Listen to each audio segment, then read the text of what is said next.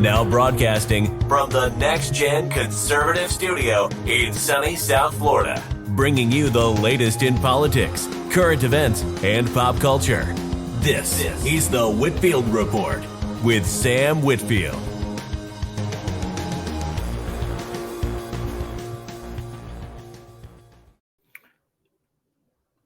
Well, good evening, folks, and welcome to tonight's episode of the Whitfield Report.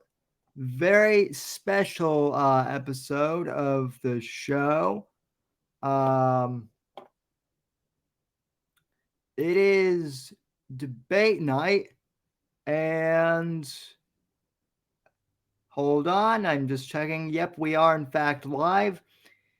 It is Wednesday night. It is debate night for the GOP primary. However, ladies and gentlemen, it is also an interesting evening because Tucker Carlson will be interviewing President Donald J. Trump, who has decided not to participate in the GOP primary debate. I don't know if Tucker's going to be interviewing him live. I don't think that's the case. I think this was pre-recorded. But anyway, and yes, I realize that Max and Shmuley are not here yet, but I decided to, start the show and get it going anyway. And I will just banter with the chat for a bit. So first off, hello to Morpheus, who is in the chat. Hope you're doing well, sir. Very happy to have you here as always, and it should be an interesting evening. Hope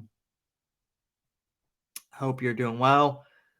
Now, before Max and Shmuley get in here, I just want to say off the bat, I'm not really surprised that Trump and Tucker are doing this interview at the same time as the GOP debate. There was actually speculation on Twitter, or I guess it's called X now, regarding this. There was speculation that Tucker was going to be interviewing Trump during the debate. And I don't really like to go along with speculation on stuff like that when it comes to politics because you just don't know what's going to happen, right? But it seemed like it was a pretty safe assumption. And, as it turns out, those of us who kind of thought it were proven right in the end. Now, people have asked, well, Sam, why would Trump and Tucker Carlson do this?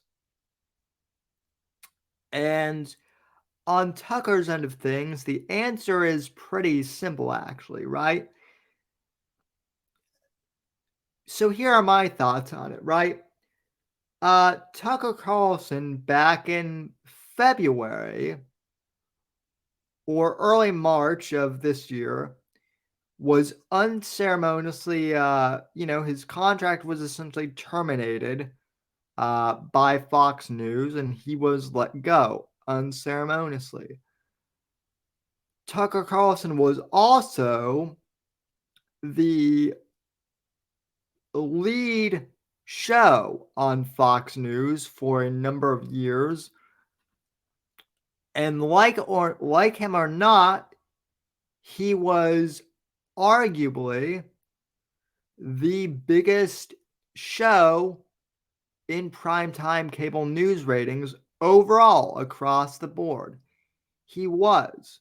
Like him or not, he pulled numbers, and not just in the baby boomer demographic, but he was pulling younger people too, people who, ranging from 20 something to ages, 50, who don't really watch cable, who don't really watch cable anymore, let alone cable news, because he was just that engaging.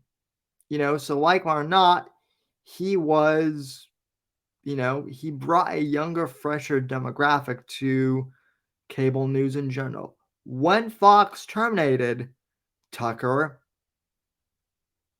not only did they lose him, but they also lost his audience, right? And they lost a sizable portion of the people who would otherwise watch the network. I mean, let's be honest. Fox News's, main demographic, the people who watch them, are ages 65 and up. And even that's generous because my parents, who are both in their 60s, a lot of older people are getting more technically savvy, right? And more of them are getting on the internet and discovering platforms like Rumble and like X, and even, yes, YouTube. But, cable news is not the dominating force even for, the baby boomer or even elderly demographic, right? That's starting to change now. So, really, Fox News's demographic, if we're being serious now, is more like 70, plus.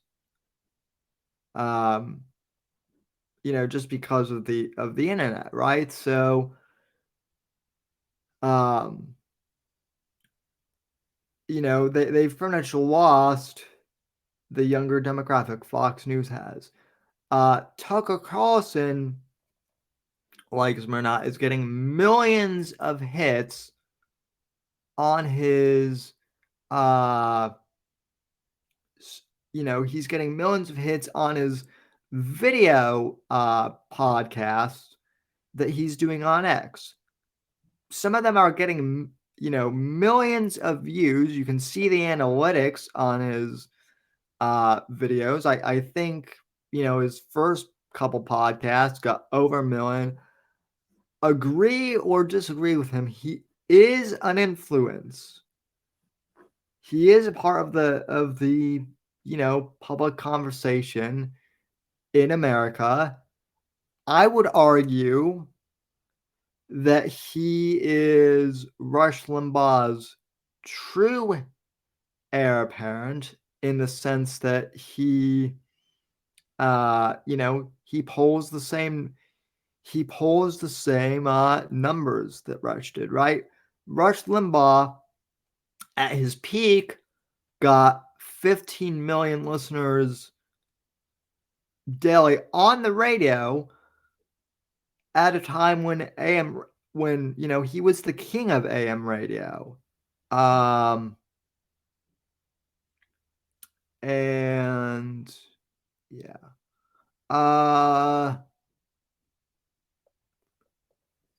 Morpheus says 10-9 right now on the Trump interview. Okay, so it has started then. Let me go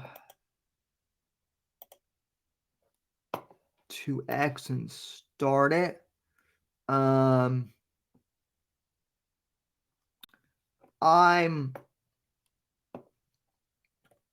waiting for Max and coming to get here.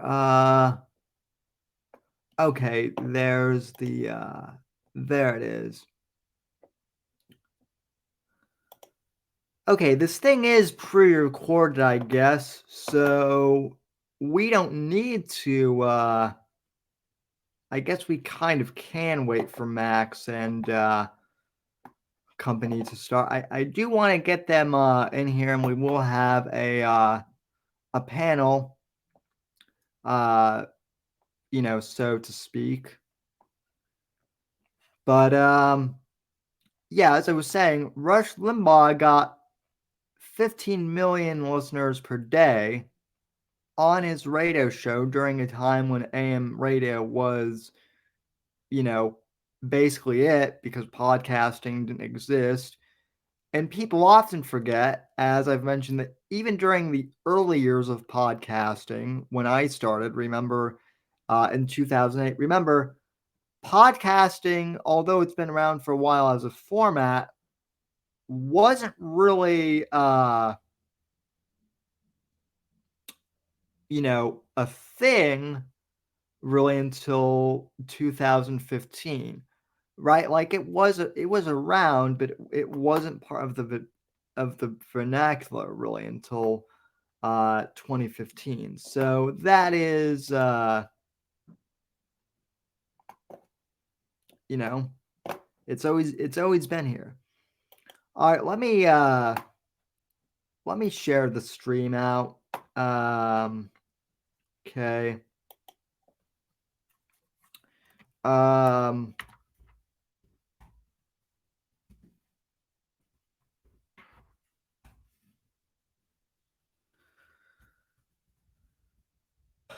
so hold on a second. You see, usually I have Max and Shmuley here, but I'm soloing it right now. And I'm using my phone as my camera. So yeah, that's that. But yeah,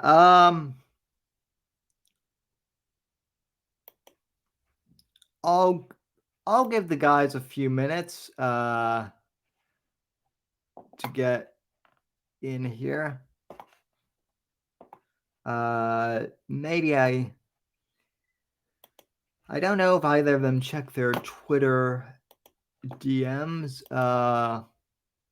So I did send them the link beforehand, or at least I thought I did. Um, so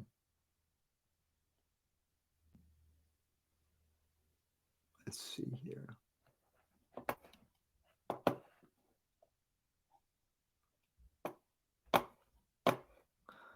Um.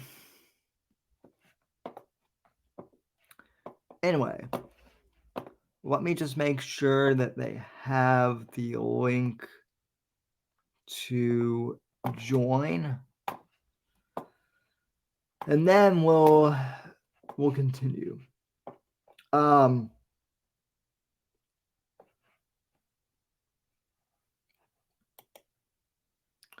By the way, Apex Gamma might be joining us later on in the show. The former co-host of the Whitfield Report.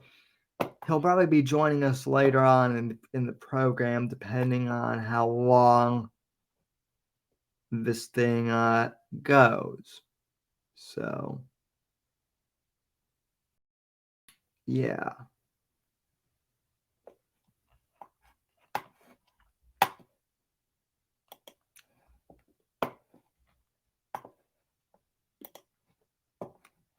All right. Let me.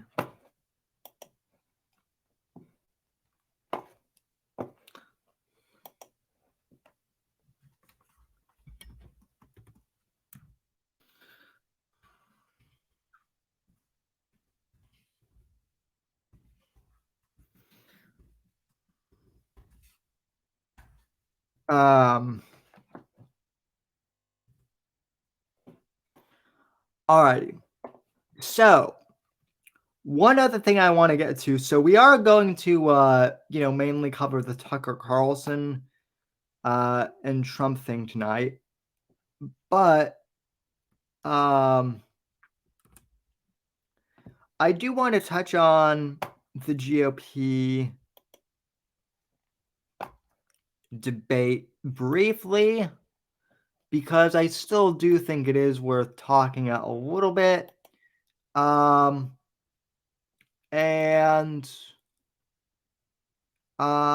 mainly, I think the thing that we're all going to be watching for here tonight is what Vivek Ramaswamy does on stage, right? That's going to be the main thing. How do Vivek Ramaswamy and Ron DeSantis do? Those are going to be the two people to focus on the GOP primary debate. Other than that, though, I don't think people really care. Mike Pence is a no factor in this conversation. He will probably try and bring up his connection to President Trump at one point, but he's not going to go anywhere. In all the other candidates, really, I mean, let's be honest, folks. It's going to be the Trump and Vivek show for the GOP primary. Let's be honest. DeSantis had a chance, but as Max and I have talked ad nauseum on the show before, he fucking blew it big time. And so he's a non-factor now, pretty much. So, and let's see, still trying to get a hold of a few people, but if we don't get a hold of Max and Shmuley in a few minutes, I'm starting the Tucker Carlson thing anyway, and hopefully they'll pop on, once we get that started. So, but here's how I think it's going to happen, right? Here's my prediction for the GOP primary as a whole, leading up to the general, right? Now, obviously things can change, right? But the way I see it, ladies and gentlemen, Trump is going to get the nomination unless he goes to,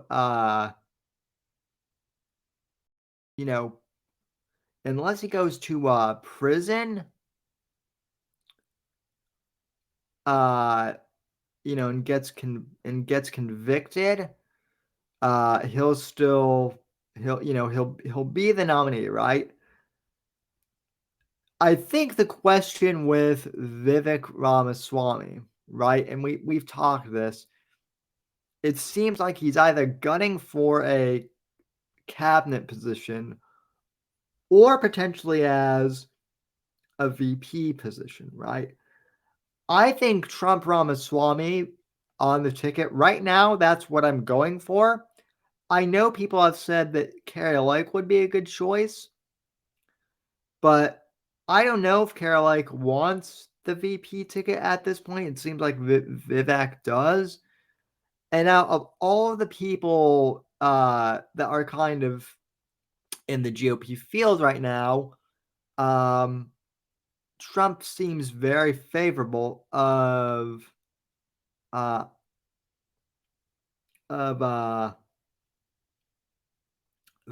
right now. So that's going to be my position going forward. It'll be Trump and Vivek 2024. That's my ticket prediction. And yeah, so all right, folks.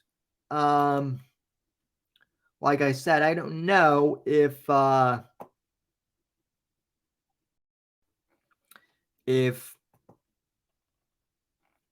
Max and Shmula are coming, but I think I'm going to start this I'm going to start this interview for you guys, and we'll see how this plays out. So let me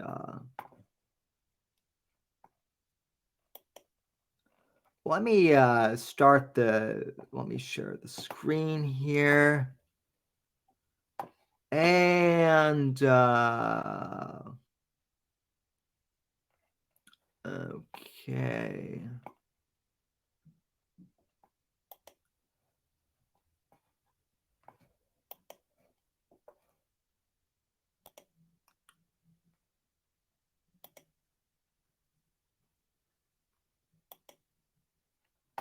There we are.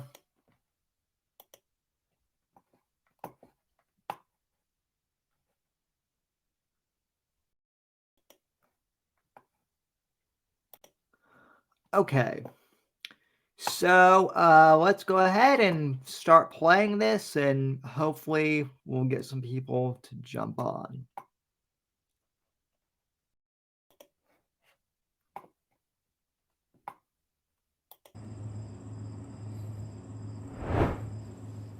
Mr. President, thanks for joining us. Thank you. Why aren't you at the Fox News debate tonight in Milwaukee? Well, you know, a lot of people have been asking me that, and many people said you shouldn't do them, but you see the polls have come out, and I'm leading by 50 and 60 points. And, you know, some of them are at 1 and 0 and 2. And I'm saying, do I sit there for an hour or 2 hours, whatever it's going to be, and get harassed by people that shouldn't even be running for president? Should I be doing that? And a network that isn't particularly friendly to me, frankly. You know, they were backing Ron DeSanctimonious like crazy, and now they've given up on him. I mean, it's a lost cause. It reminded me very much of 2016. You know, in 2016, I went through the same stuff and had to fight them all the way, and then they became very friendly after I won, or just about when I was winning. But I just felt it would be more appropriate not to do the debate. I don't think it's right to do it. If you're leading by 50, 60, I have one problem leading by 70 points, and I'm saying, why am I doing it? And I'm going to have 8 people, 10 people, whoever made the debate, I don't know how many it is, but I'm going to have all these people screaming at me, shouting questions at me, all of which I love answering, I love doing, but it doesn't make sense to do them. So I've taken a pass, as you probably noticed. Well, I did. I'm grateful that you did. It's interesting, though, because you spent a lot of your career in television. Yeah. You had a top show in television on NBC. But you don't feel the need now running for president to do television, obviously. Do you think television is declining? Well, according to a poll that I guess we just saw, it just came out where it's down like 30, 35%, but I think they were referring to cable. I think cable's down because it's lost credibility. MSNBC, or as they say, MSDNC, is so bad. It's so wrong what they write and what they do and what they say. It's, you know, it's fake news, as I said. I think I came up with that term. I hope I did, because it's a good one. It's not tough enough anymore. It's corrupt news. You know, really what you do is call it corrupt news, but somehow that doesn't play as nicely. But it is corrupt news. So you have MSNBC and you have CNN, who's absolutely doing no ratings at all. I mean, they're dead. But they're doing none because they don't have credibility. They really don't have credibility. Fox is way down, as you know. And the good old days are long ago. I will say this, it could come back, but they just don't have a lot of credibility, Tucker. You know that perhaps better than anybody. I think it was a terrible move getting rid of you. You were number 1 on television, and all of a sudden we're doing this interview, but we'll get bigger ratings using this crazy forum that you're using than probably the debate or competition. When you say there are people on stage who shouldn't be running for president, who do you mean? So I'm just going to pause here every once in a while to add commentary to this. But, you know, Trump is absolutely right what he's, saying here. You know, cable news is down primarily because of the untrustworthiness of all this, BS. And, it is corrupt news is a good phrase. They're no longer, just fake news. They're corrupt. I mean, the drive-by media, as Rush used to like to call them, they've always been corrupt. They've always been in the pocket of the establishment politicians, and that's just the way things are going. So, yeah. And Jed, I added you to the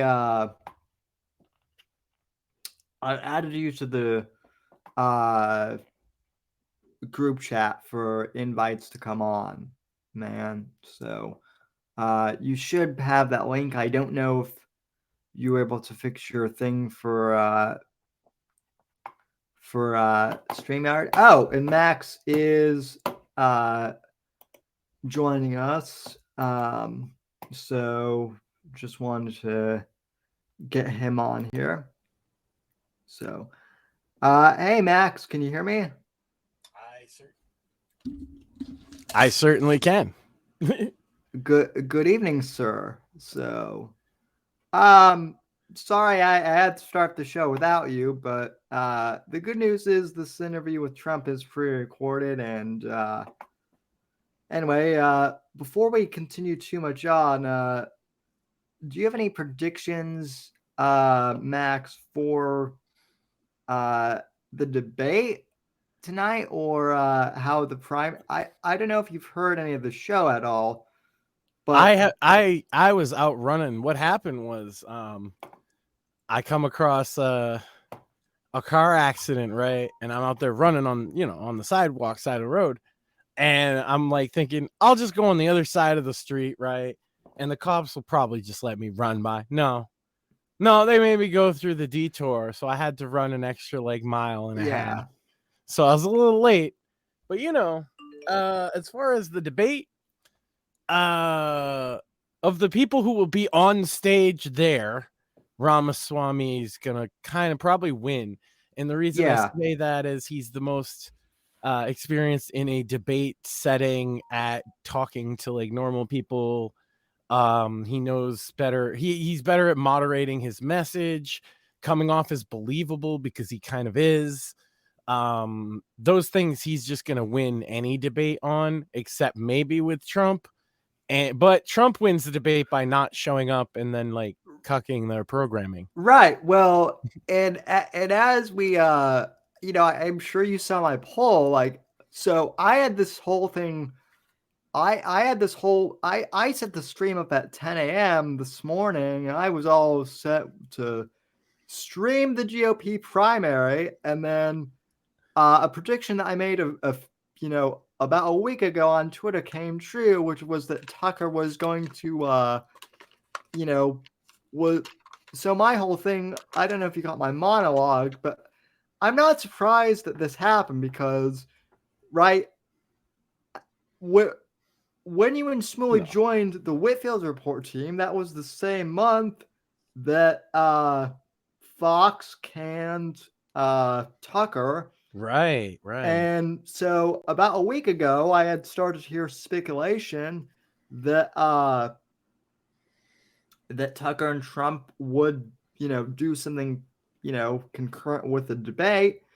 And I said that it would make sense because Fox News is hosting the debate.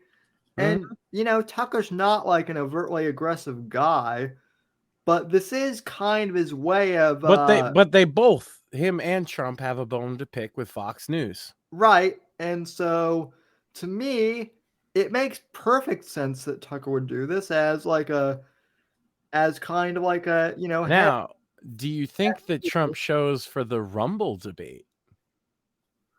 Well, Rumble is streaming the GOP debate. That was initially where I was going to go. Right. But they have another, a non-Fox News one coming up.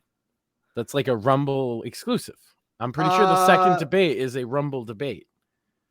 That's why it would be interesting if he showed up to that, but not Fox News is all I'm saying. I could see Trump doing that. I'll start the Trump interview over, but one thing that he said is that legacy media is dying. And that's another point.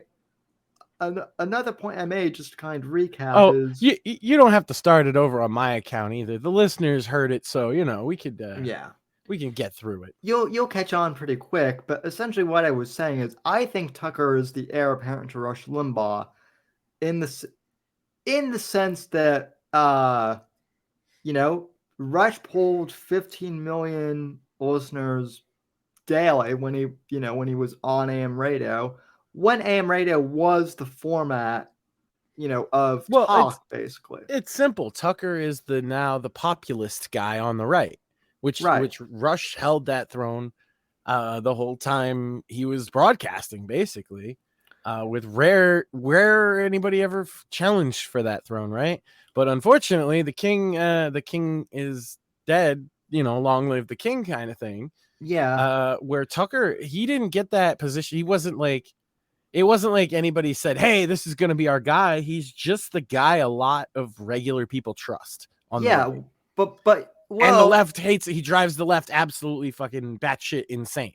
Yeah, and I mean, and so did Rush in his day. So yeah, well, and I mean, even James Golden, Bo Snerdley, who was Rush's producer, said that Tucker has a lot of the same qualities as far as presentation and even the sense of humor that Rush brought to the airwaves. The thing that the left hones in on Tucker with their parody of him is that he always asks questions and sounds like he's kind of just always asking a question or trying to insinuate something more, and that drives them crazy, and so they hate him for it.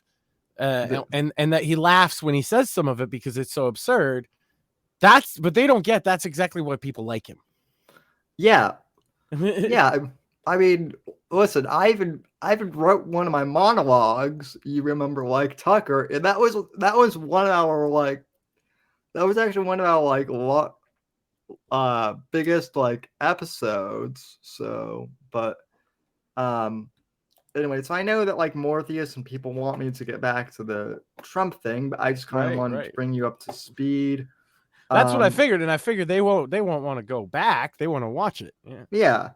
So this is really good though so far. I think you'll enjoy this, and we're only right. I'm gonna add as minimal commentary as I can. We will pause because to do fair use, but yeah. We do want to hear what he's saying. Yeah. Really use names, but it wouldn't matter too much. A guy like I call him Ada Hutchinson. It's Asa, but I call him Ada. Why do you call him Ada? I could tell you, but I don't want to get myself in a little trouble. But he's weak and pathetic, and he was. I never understood the guy. Never knew him. He was the governor of Arkansas. Not a very popular guy. I don't know how but that state is such a great state. The people are so incredible in that state, and they love me, and I love them. How does this guy get elected governor of Arkansas? But he's nasty always, and has been. A guy like Chris Christie, the guy left with a 8%, think of it, 8% approval rating in New Jersey. Now he's running for president. And he runs solely on the basis, let's get Trump. He's like a savage maniac. He's like a lunatic. And that's all he talks about. His poll numbers are very, very low. He's about 2%. What's he like? You know him well. No, I've been friendly with him over the years, but I couldn't give him a job because I just never trusted him very much. I was just never one of his people that really trusted him. I never gave him the job. And that's one of the reasons he feels so hurt and so betrayed. And I understand that. I really do. I understand it. But I never gave him. He wanted to be different things. He was looking at different elements of the administration. And I decided I didn't want to do it. And now I'm glad I did because you see. But, we had some great people. I had great people. We'll have even better people if we do this because now I know Washington. Before I didn't know Washington. But guys like Bill Barr were terrible. I mean, they were, I would say, Bushies. I say that with respect to the Bush family, but they were Bushies, and it doesn't work out for us. It was clear, this is kind of far afield, but it was just interesting. I read Barr's account. Real quick, I just want to note that we might have some people, coming in to join us on stream too. Jed Revenwolf, who I do the Friday show with, might be joining, but we'll keep playing this. Yeah, so far so good though, I think. Yeah, I mean, I can't even count all the insults of all the people on stage. We got the debate insults just kind of compact into one question there. Yep, I did not expect him to start with Asa Hutchinson or Ada, but that's perfect. So Yeah. Of his time, he wrote a book about it, Right. his autobiography, and in it he lies about Jeffrey Epstein's death. Clearly lies. Do you think Epstein killed himself sincerely? I don't know. I will say that, he was a fixture in Palm Beach. Yeah. I don't know what Barr said about it either. I have no idea what he said. What did he say? He killed himself, probably? He said he killed himself and that they were going to do this investigation. They never did the investigation. It's never been public. Well, and they hid it. And why are they doing that? And clearly Barr knew. But why would Bill Barr be covering up the death of Jeffrey Epstein? Bill Barr didn't do an investigation on the election fraud either, okay? He said he did, and he pretended he did, but he didn't. McSwain, the U.S. attorney in Pennsylvania, Philadelphia, said Barr just wouldn't let him do it. It was crazy. Barr became so petrified, so frightened of being impeached. They were going to impeach him. I don't know if you remember it. Yeah. It's not a big moment in history. But they said, we're going to impeach. They play a much rougher game, the left, the lunatics. And they were going to impeach Bill Barr, and he was petrified. Now, how do you not get impeached? Don't do any of this stuff. But he didn't do the job there. I don't know what he did with Epstein, but possibly he didn't. Do you think it's possible that Epstein was killed? Oh, sure, it's possible. I mean, I don't really believe. I think he probably committed suicide. He had a life with, beautiful homes and beautiful everything, and he all of a sudden he's incarcerated and not doing very well. I would say that he did, but there are those people. There are many people. I think you're one of them, right? But a lot of people think that he was killed. He knew a lot on a lot of people. He was killed. You think so? I think the closer you look, I'm not a conspiracy person at all. I believe everything I hear. But yeah, the closer you look into it, I mean, the Attorney General of the United States, your Attorney General, clearly lied about the Epstein death. Yeah, and he was. Why? He was certainly. It wasn't well done. They had no cameras. They had no anything. Everybody was sleeping, and a case could be made. Look, I'm not going to get involved in it, but I can tell you a case could be made either way. But it certainly wasn't the most well-run place. So the reason I'm asking you is I'm looking at the trajectory since 2015 when you got into politics, for real, and then won. It started with protests against you, massive protests, right. Organized protests by the left, and then it moved to impeachment twice, right? And now indictment. I mean, the next stage is violence. Are you worried that they're going to try and kill you? Why wouldn't they try and kill you, honestly? They're savage animals. They are people that are sick, really sick. You have great people in the Democrat Party. You have great people that are Democrats. Most of the people in our country are fantastic, and I'm representing everybody. I'm not just Republicans or conservative. Right. I represent everybody. I'm the president of everybody. But I've seen what they do. I've seen the lengths that they go to. When they make up the Russia, when that's exposed and they go down, and Barr should have gone after them, and other people should have gone after. And they did very late, because the Durham report came out. It was fairly good. It could have been a lot tougher, I guess, but it was fairly good. But it explained how corrupt it was. I'll tell you who did a great job was the Inspector General Horowitz. He did a phenomenal report. You didn't have to go to Durham. He did it on Comey and on... I just want to interject. The reason why I'm laughing is because all these people are saying, oh, Trump's not eloquent. He's not polished. He's not, he's not a good speaker. This is one of the best, I think, in recent memory at least. Trump sounds polished right now. Well, that right there answer about Epstein in particular is, you can tell that's how somebody really feels. He's like, well, yeah, I think that he's a dirtbag that probably killed himself because he lost all his fancy fucking toys. But there's enough there for me to say, yeah, we should look into this. If they didn't look into it properly, that's messed up. Like, that's a reasonable response that a normal person would have. Yeah. Like, I don't think there's anything there, but there's enough people and enough fucking room for question that let's take a look.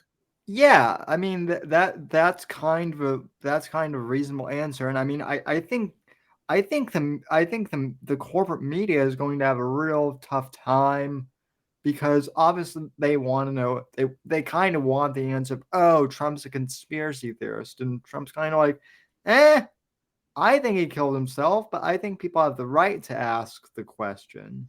So, right. And then Tucker just looked him dead in the eye and said, "Yeah, he definitely killed him. He definitely was killed." Right. And yeah, you could tell Trump Tucker believes that. yeah, Yeah, it was an interesting exchange to watch the measured response that Trump had there. He probably would get more props from his base if he just said, "Oh yeah, he definitely 100% didn't kill himself, and we're gonna find out who did it." yeah. But that wouldn't be him being honest. Well, Because Trump's honest response is he doesn't think that, but let's take a look.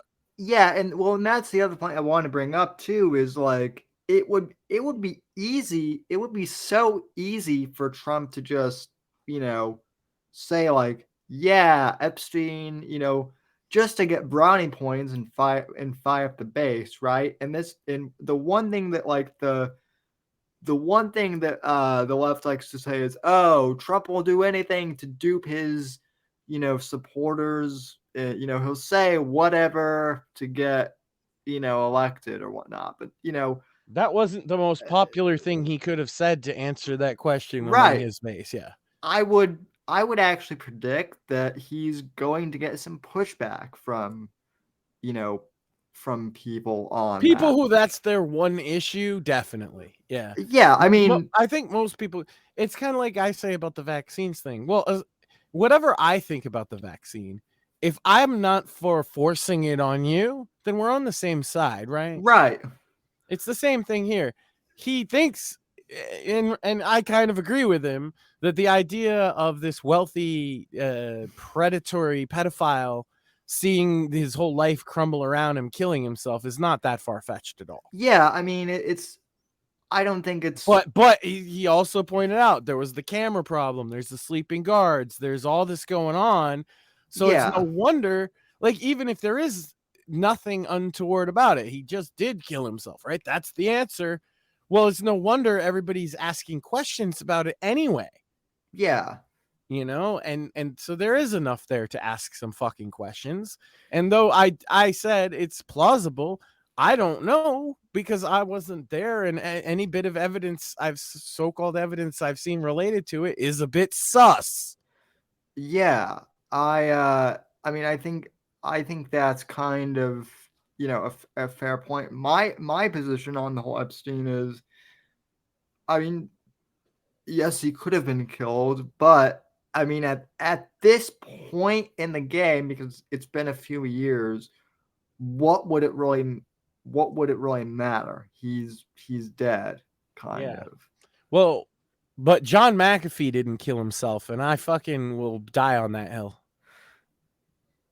Yeah, I mean, that's John Mac. Like, you want to talk about Epstein? I know how serious people get about Epstein. Okay, but like that aside for a second, John McAfee did not fucking kill himself. I will state that emphatically for the record. He did not kill himself. Apex and I went over that back when that happened, and yeah, we both came to the conclusion that that did not happen. We also came to the conclusion, and we were both right about this, that the Epstein thing is like the fun, popular conspiracy to, because it's Jeffrey Epstein, and when Jeffrey Epstein died, it got a lot of press, so it was kind of like a conspiracy theory that the normies could, glom onto, just like aliens and shit like that. But none of the normies, which is what's good about it. Talk if you ask me, the reason that's good is that it gets them. They're usually not as questiony of the government, right? See, I don't agree with a lot of the conspiracy theories that are out there, but I find them fascinating. But what I find to be the most important part of them, and why I don't like discourage them or want them to go away or want people to be punished for spreading them, is because it shows distrust of the government, which I think is the basis of the whole foundational philosophy of this country, is that you shouldn't trust the government. Yeah, well, it gets people no, it gets people thinking. Yeah, no, and I agree with you on that. All I'm saying is Apex and I also said back then that it's interesting that everyone's talking about Epstein, but nobody except for those like us who are on the internet and kind of on the know. No one really even knows who John McAfee is, let Oh, alone. that's a shame because he was a hell of a ride. I have a Yeah. folder still because when he ran in 2020, I decided that it would be very funny to do like memes for him. So I have a whole bunch of John McAfee 2020 memes I made that are like way too edgy, about him, like the whale fucking and just the stupid shit he did and said over the years. But by the way, like he didn't really fuck whales. I just want to put that out on the record. John McAfee didn't kill himself, also didn't fuck whales. Yeah. So, because that would kill you. Yeah. Because who believed that? Why would you believe him? He's a troll. Real quick, in chat, Jed, I did send you the link in your DMs, so hopefully you can get on. I got you. I'll repost it for him. Taken care of. Anus Man asks if he's missed anything. A few things, but not that much. It's pretty easy to jump into. You missed about as much as you would miss if you missed 10 minutes of Trump. Yeah. So like that's like not anything, but a lot of things at the same time. Yeah. So we're just having fun tonight. It's casual. So well, we're not gonna outdraw either of these things, right? Both of them took our time slot, bro. Come on. Yeah.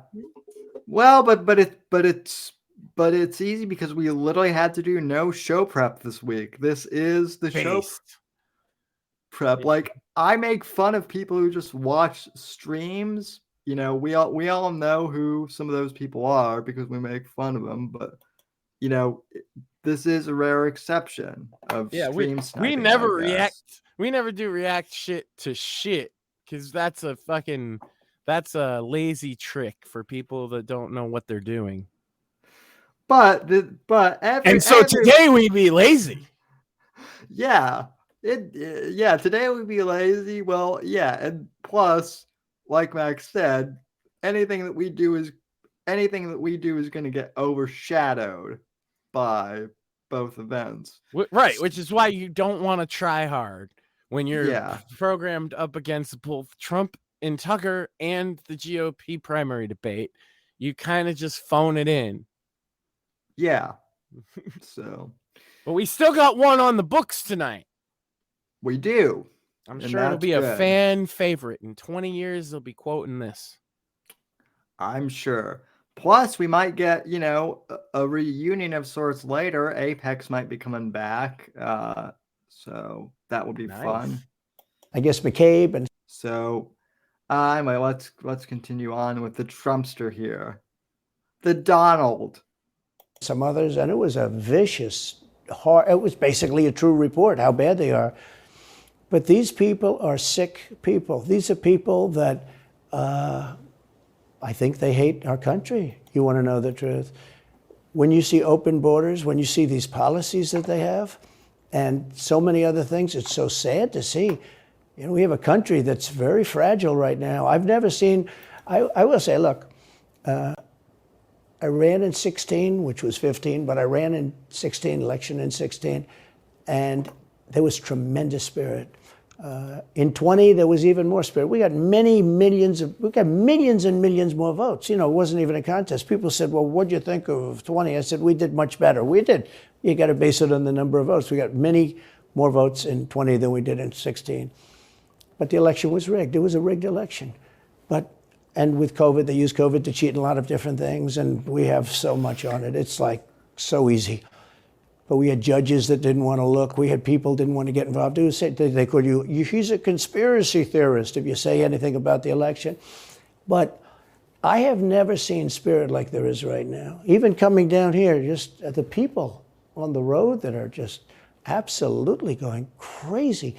And the reason is, I think they like me, and I know they love my policies. I hope they like me too. You know, a lot of people say they don't like me, but they like my policies. I think they like me.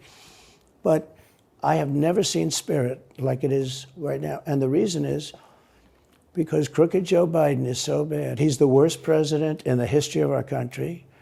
I don't think he's going to make it to the gate, but you know, you never know. Real quick, couple of things. Wolverine Snicked has joined the panel, so welcome, sir. Hey guys. Also, Biden fucking. Hey, I understand what Hawaiians are going through because I almost lost my '67 Corvette 15 years ago. You know, in a mild house fire. For fuck's sake. It's literally the same thing, right? Yeah. Anybody who's lost a '67 Corvette knows that, you know, it's equal to losing a child. Yeah. Guys, I'm not coming in. I don't know if I'm completely being ironic, though, because a '67 Vet, if I had one, I would probably love it like a child. So maybe, I don't know, maybe we're being a little too harsh on him for that one.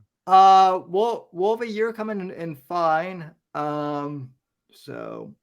Yeah. Speaking of the Maui shit, and Biden, I watched a video of Biden falling asleep after he made that ridiculous analogy.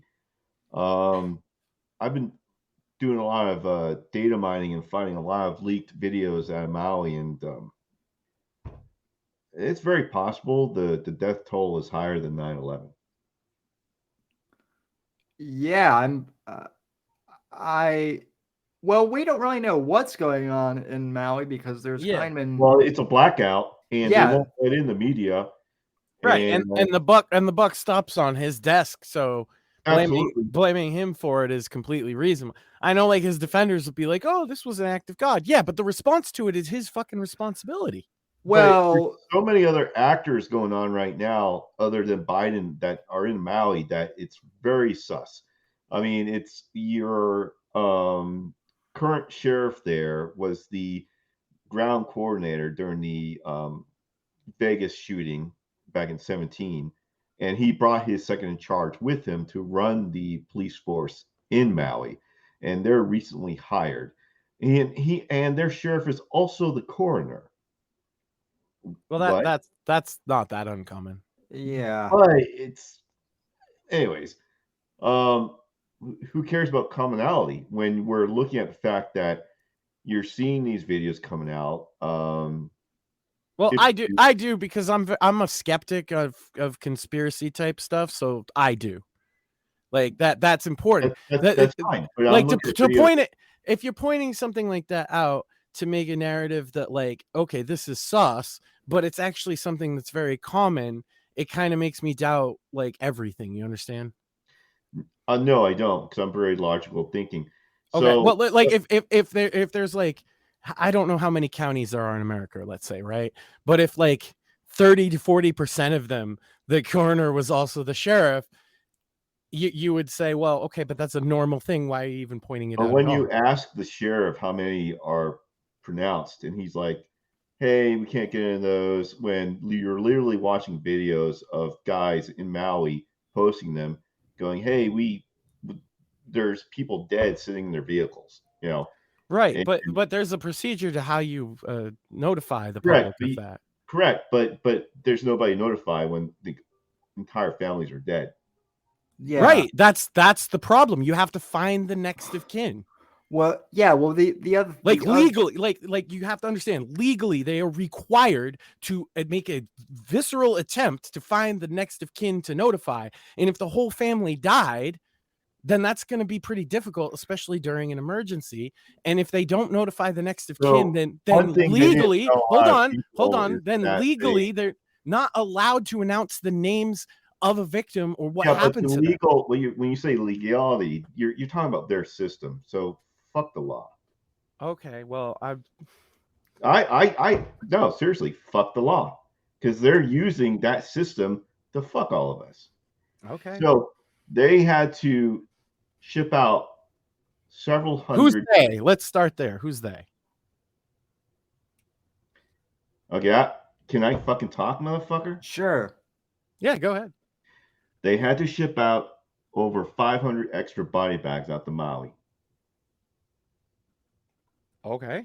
Yeah. I mean, we all just agreed that we don't know what the total death count is, though, too, right? So. Well, currently there's over 1,300 missing. Yeah. Well, right. Right, which is why, like, I'm not gonna say I know what's going on there. And when somebody tells me that they know, I'm a little. I didn't say I know. I'm telling you what I do know. I didn't say I know what's going on. Right. I'm just asking questions. This is a problem with when I run into people that like believe a lot of conspiracies, is I'm honestly, innocently, from a good-natured place asking these questions because I just don't believe you. Right. And if you want to convince people, you got to be able to like deal with that sometimes, right? I'm not trying to like go at you. Part of our chat on YouTube. No, we're on Rumble exclusively. No. But I'm saying, like, is he part of our messenger system on YouTube? Max? No, I don't. And you've not seen all the shit I've been posting. Right. Right. So I'm just taking you at your word. Actual people on the ground walking through the ash, walking through the bones. I'm not saying nobody died there. I don't know why you would. No, Sam, I mean, Sam. Okay, I don't like. I'm not saying it's not awful. I don't know what you think I am saying. I never even heard that. You're coming at me, and I'm trying to like give you what I already know are solid facts. I'm asking you questions. Yeah, but it's the way you're asking, bro. Ah, I see. Very logical. All right. No, you're being a very fucking asshole. Is what you're being. I'm always an asshole. Ask Sam. Well, fuck you for being an asshole. I'm trying to fucking tell you what I know, and you're fucking coming at me, attacking me. So fuck you, motherfucker. I didn't attack you. Hold on. I don't attack them. I don't attack the man. I attacked the argument, and you didn't like it. Fuck you, motherfucker. You're a fucking piece of shit. Go fuck off.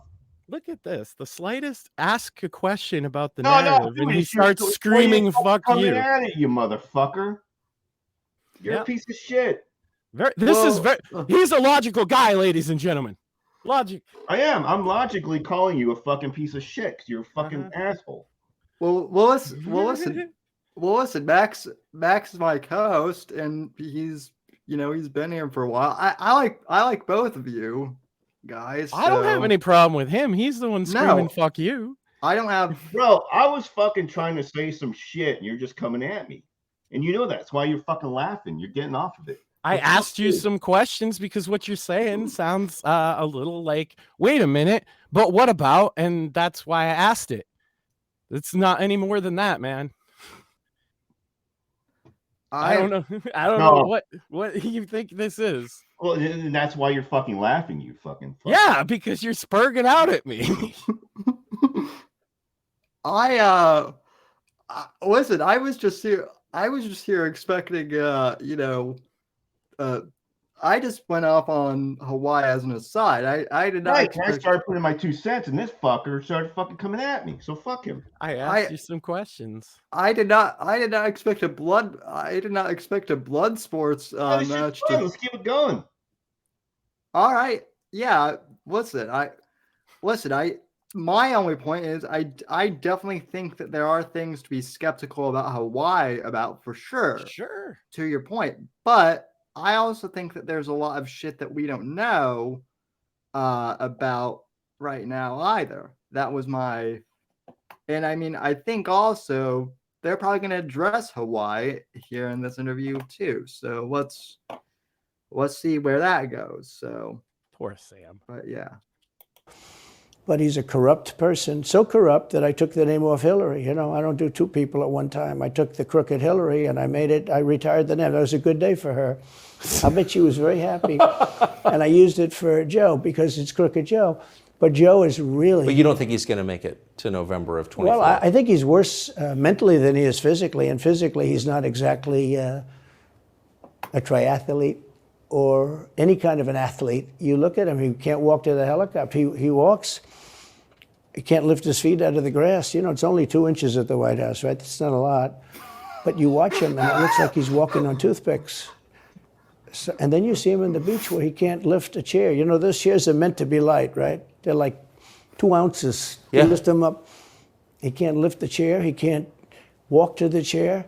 And I don't know what they're doing with the beach. You know, this beach is seeming to play. In Joe's defense, he's fucking 90 years old. So there is that. Is that a defense, though? I'm being facetious, obviously. But yeah, my grandmother has Alzheimer's. He doesn't even know where to fucking walk, man. No. Have you seen the Secret Service direct him?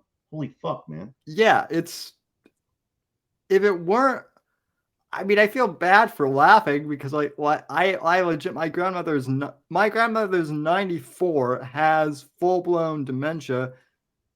She doesn't know where she is half the time, and she's in better shape than Biden is in at this point. And nobody wants her to take care of important things, right? Well, I bet you she would prefer not to take care of the things that she's likely to fuck up right, herself, right? But yeah, but also I'm gonna be honest, like a normal old person who knows that they're old. Yeah, but I'll be honest too. She would be, even in her dementia state, she would be more competent to run shit than Biden. Oh, I bet would be. So, yeah, play a big role, but. They love pictures of him on the beach. I think he looks terrible on the beach. He looks terrible on the beach. Skinny legs. Well, he can't walk through the sand. You know, sand is not that easy to walk through, but when he walks through it, he can't walk through the sand.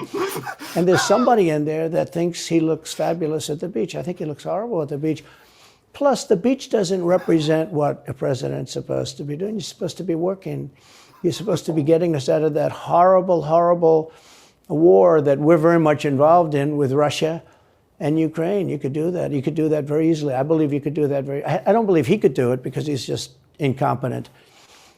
But that's a war that should end immediately, not because of one side or the other, because hundreds of thousands of people are being killed.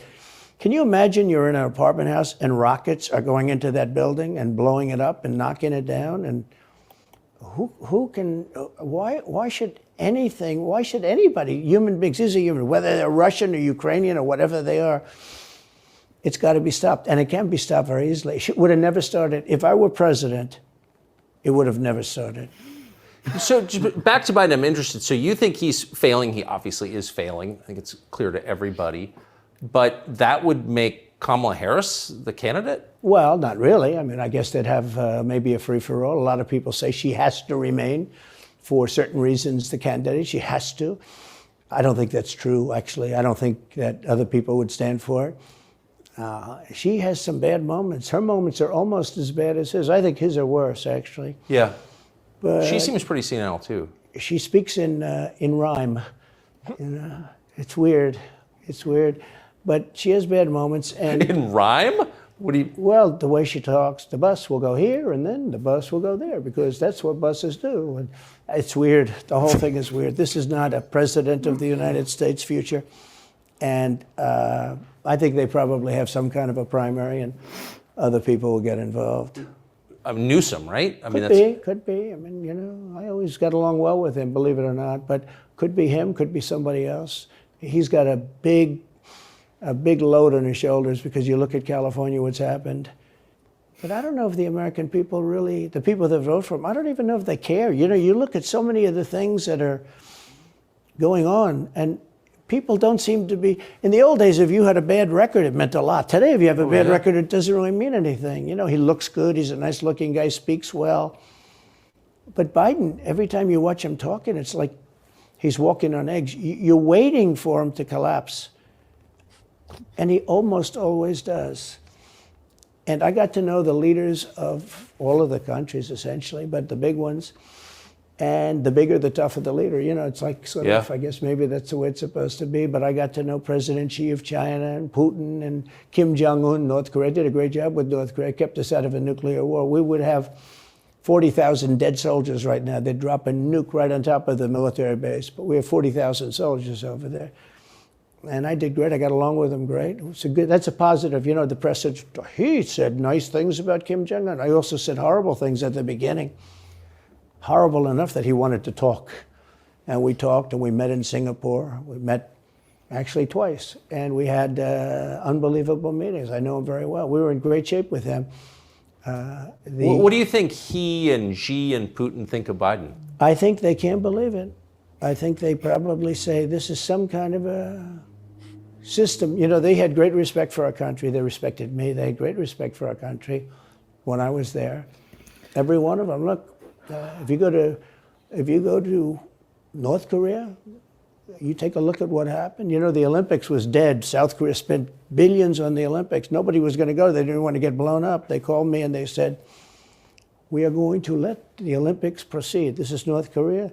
I said, you should go into the Olympics. Put your athletes in. It wasn't like, you know, they were big on athletes because, you know.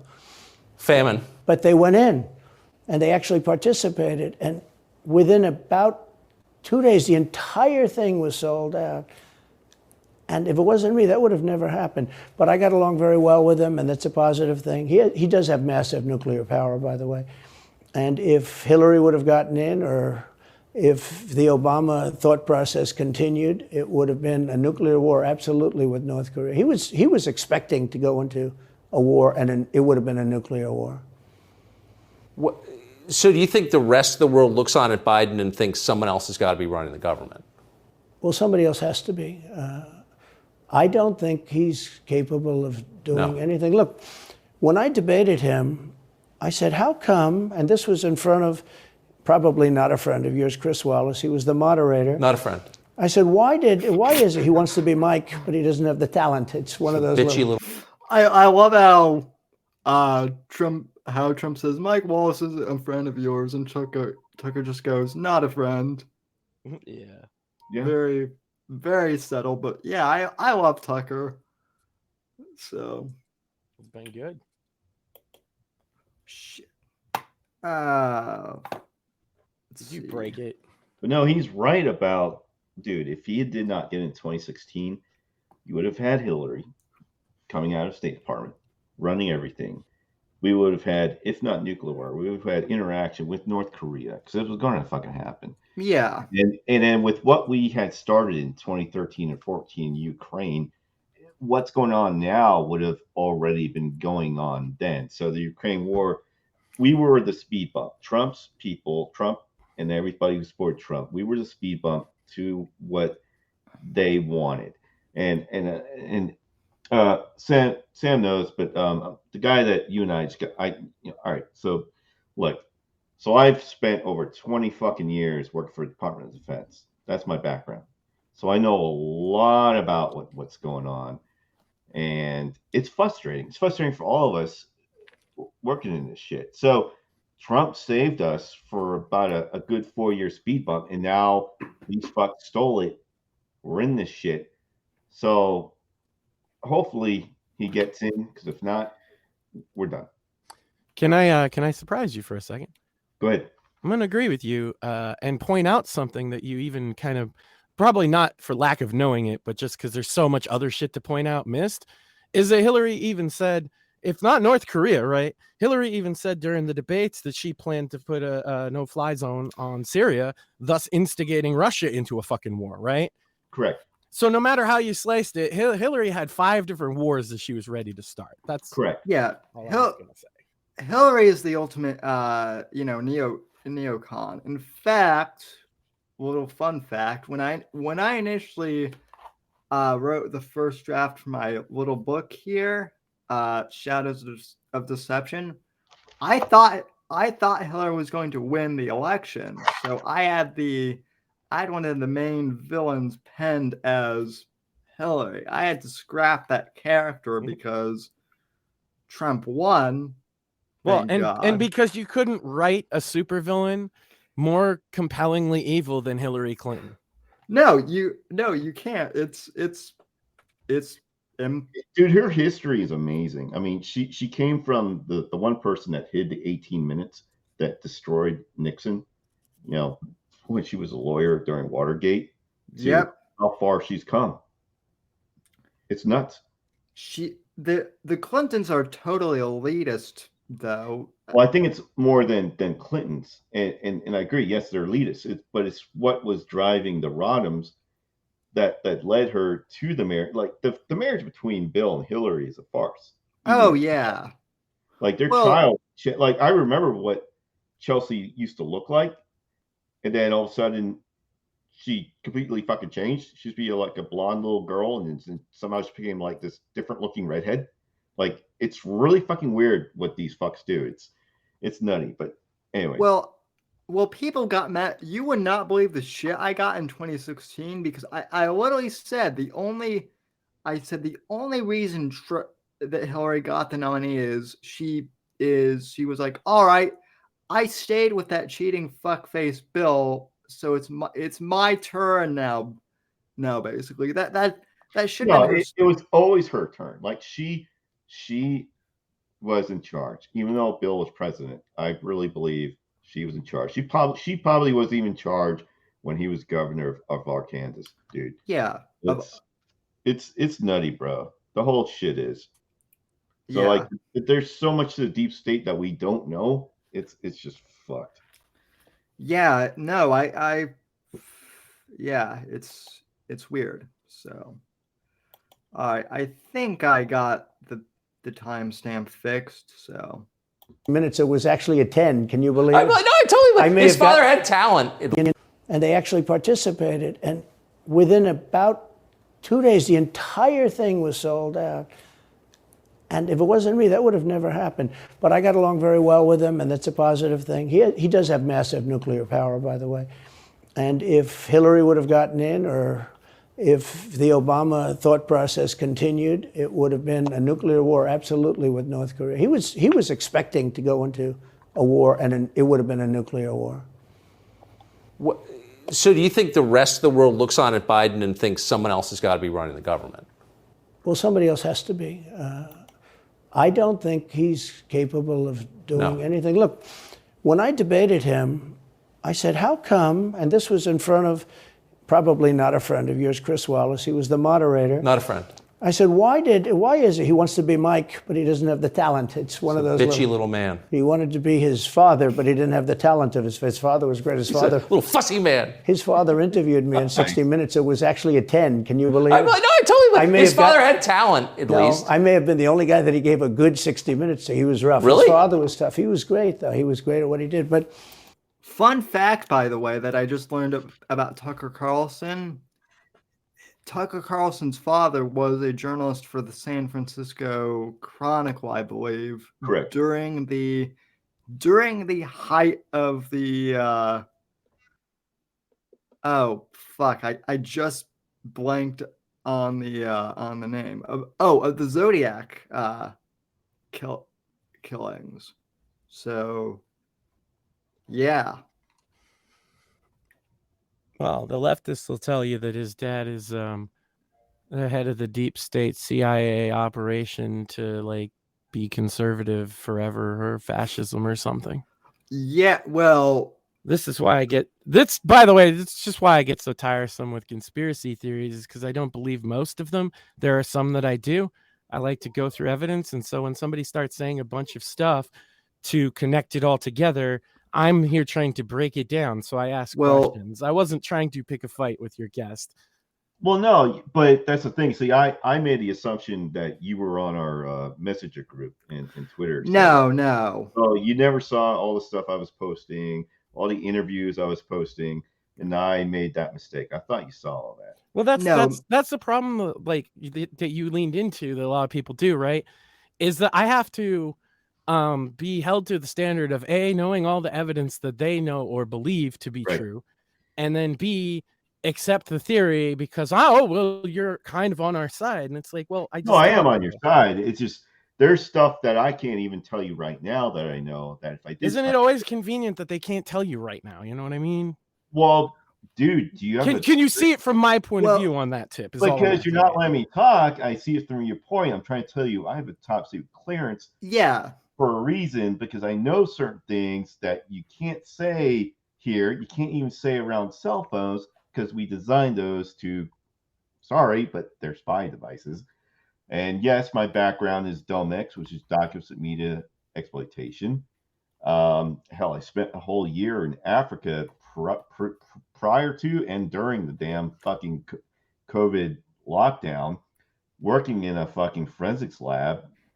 Me and Sam have talked about this, and it's just, dude, I am a good wealth of knowledge. It's just there are certain things I can't talk about, but I can say there's certain things I know about that these guys, the white hats, they're trying their best within, like you said, the letter of the law. But it's going to come to a point, probably, hopefully soon. See, there you go. Hopefully, right? Why hopefully? Well, because if it doesn't happen, we're all dead. Yeah. Okay. Well, I'm not as dire as other people. Military that is still loyal has to step in, because I work for a 3-letter agency underneath the DoD that is unfortunately right now not working in the best interest of us, and I can't say shit, and that's why I'm anonymous when I'm on the internet. Right, but do you see why somebody like me might be like, well, okay, you can't say Absolutely. It. I just got to take your word for it.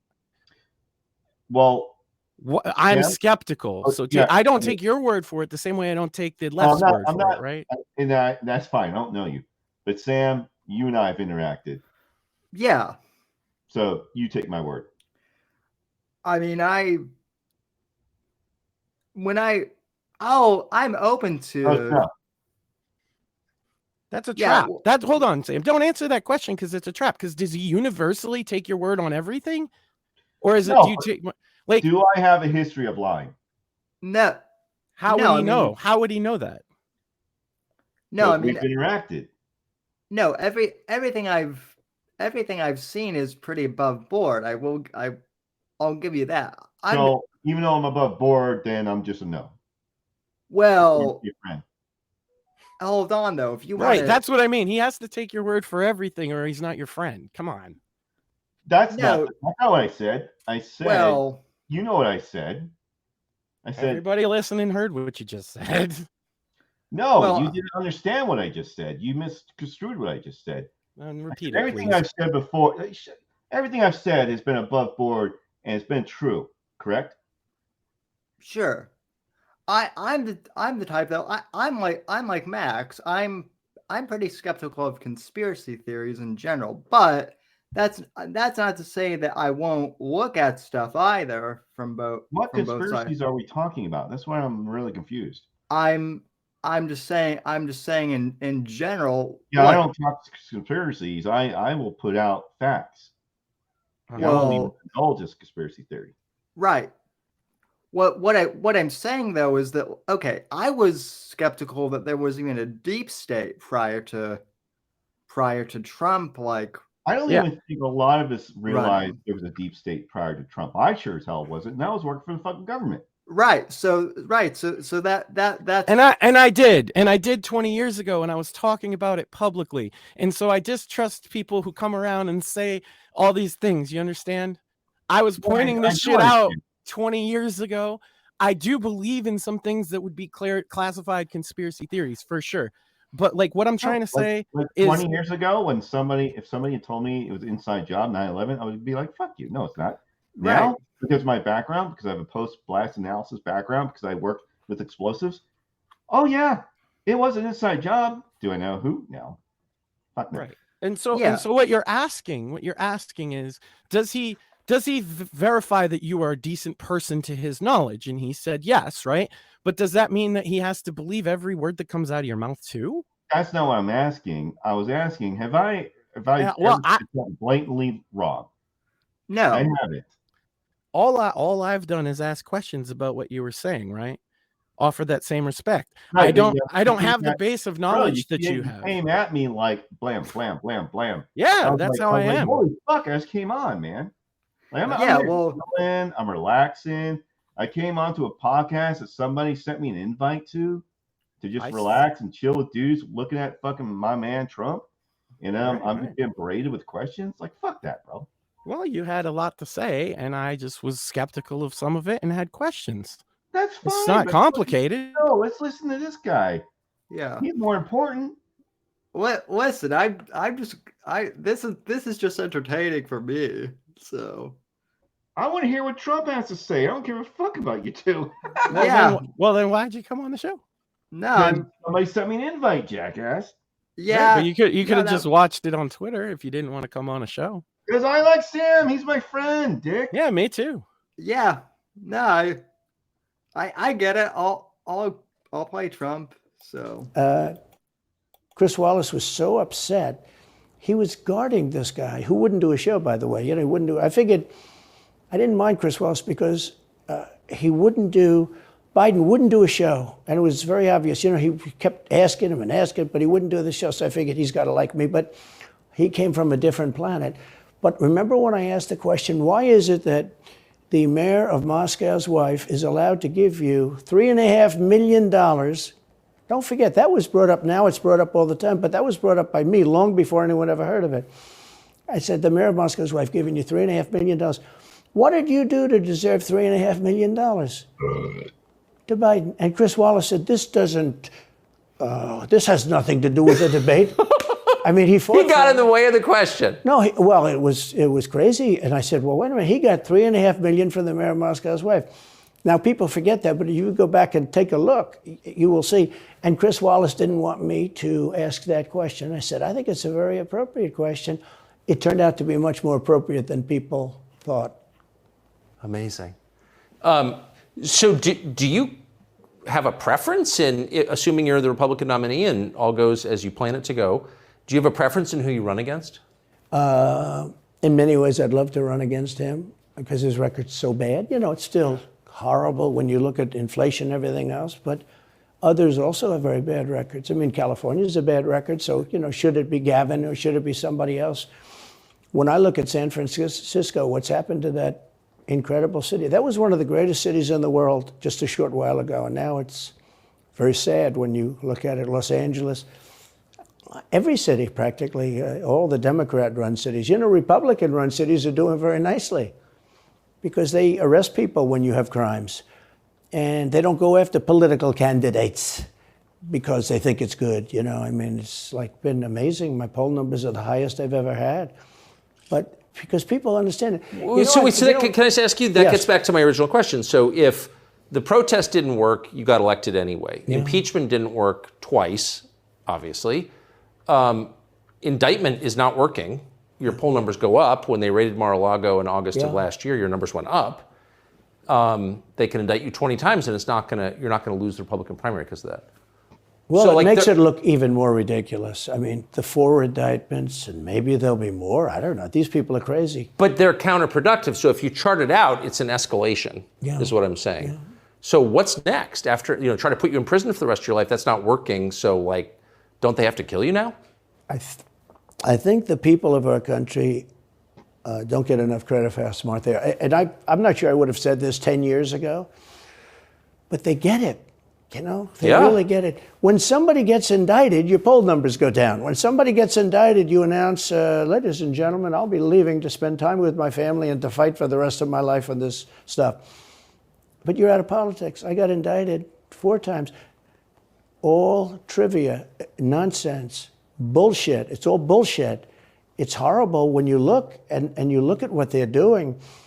The boxes hoax, I'm covered by the Presidential Records Act. I'm allowed to do exactly that. He's not covered, and he's got 25 times the number of boxes, and he's got them stored in Chinatown. He's got them stored in a flimsy garage underneath his Corvette at Penn. And by the way, at Penn, he gets millions of dollars. China pays this guy millions of dollars. See, I think he's the most corrupt president we've ever had, and he also has the distinction of being the most incompetent. And I believe both. I mean, he's both incompetent and corrupt. So I actually believe he's compromised because China knows so much about him. They know where the money comes from. They know where it is, who paid it, and they probably paid it. Well, they do pay Penn, and he gets $1 million. I think he takes $999,000 because keeps it a little bit under $1 million, like by $1. But he, in many ways, is a Manchurian candidate.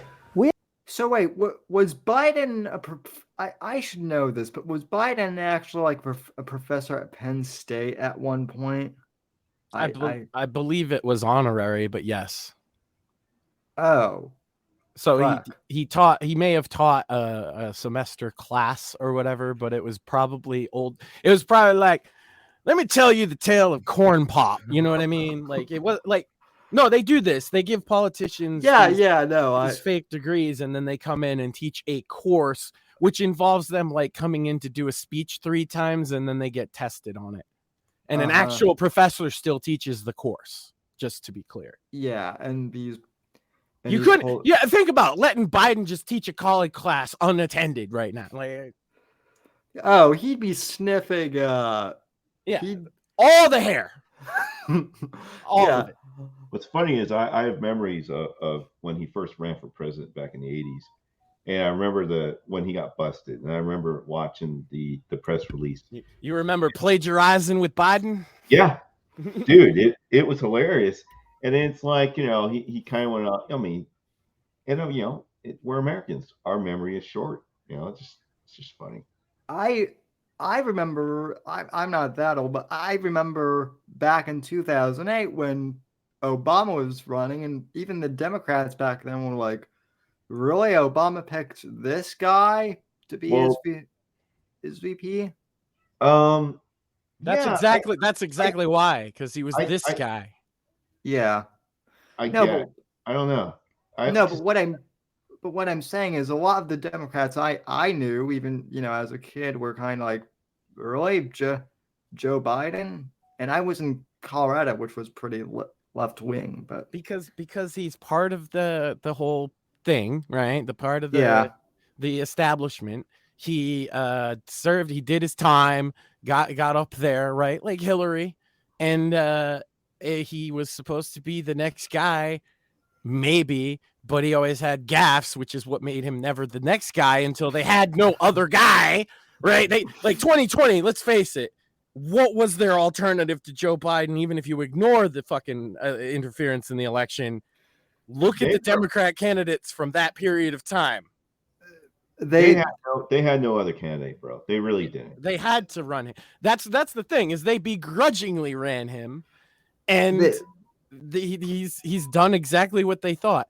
I think sometimes, like people see the thing about Biden. I think people are right that most people run all the other shit, right?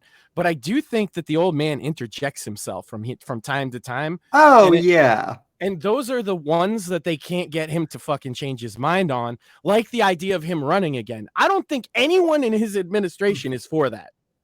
Just to be clear, I think he's the only one for that. And I bet you even Jill is like, come on, Joe, we just gotta go retire. And he's like, God damn it, I'm gonna eat all the ice cream and sniff all the hair. Well, here's an idea. You spend 5 decades in that party, you're gonna have 5 decades worth of ammunition on other people. Yeah. So it came to a point where he was like, hey, are you gonna push Hillary? Because if you do, guess what? Oh, no. Okay, we'll use you, Joe, but you're just gonna be the mouthpiece, and you're gonna do what we say. He's like, now, as long as I get paid. And now he's like, yeah, and I'm gonna do it again, bitch. And they're like, oh God, please don't. Well, and this 25th Amendment, hopefully. Well, and that's the thing, is like the only way they can literally tell him no is by invoking the 25th. Remember when Trump said that? Yeah. He said it's going to come back on you. Yeah. No, I've been saying from day one, I think like the one decision I'm sure Joe Biden is making is to run again. That's the only decision I'm positive that he made. This is what he's, because it doesn't benefit anybody but him. So I think he will plan on running. They will find somebody else, even though he plans on running. Kamala will fucking step down. She's like, fuck this shit. I'm going back to sucking Joe Brown's dick. And not really sure who they'll pick, but that's what I think is going to happen. Well, Tucker mentioned they do seem to have a press for Gavin Newsom. Oh, I forgot about that asshole. Yeah. You're right. Yeah, it would have been Cuomo if he didn't grab all them girls' asses, right? Let's be real. They were ready to anoint him as the new fucking Messiah. Morpheus, it wasn't in chat, I don't think, but Morpheus did bring up the point to me in DMs like a few weeks ago that they gave Cuomo a fucking Emmy for his daily life. For his fucking performance that he performed. Yeah. Isn't that great that he got an Emmy for, scripted television programming for his press conferences? Isn't that great? Yeah, it's great. And then they took it away as soon as they figured out he was a pervert. Right. But they don't like Newsom nearly as much as they liked Cuomo.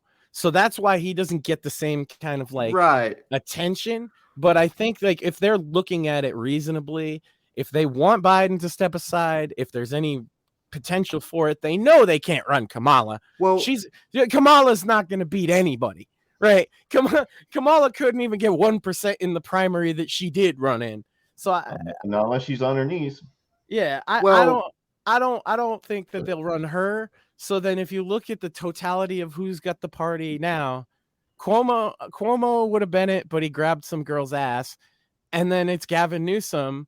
And you might think, yeah, but he's a massive pussy even for leftists. But that's the party now, isn't it? Yeah. Well, and that's the thing is the Democrat voters don't even like their own.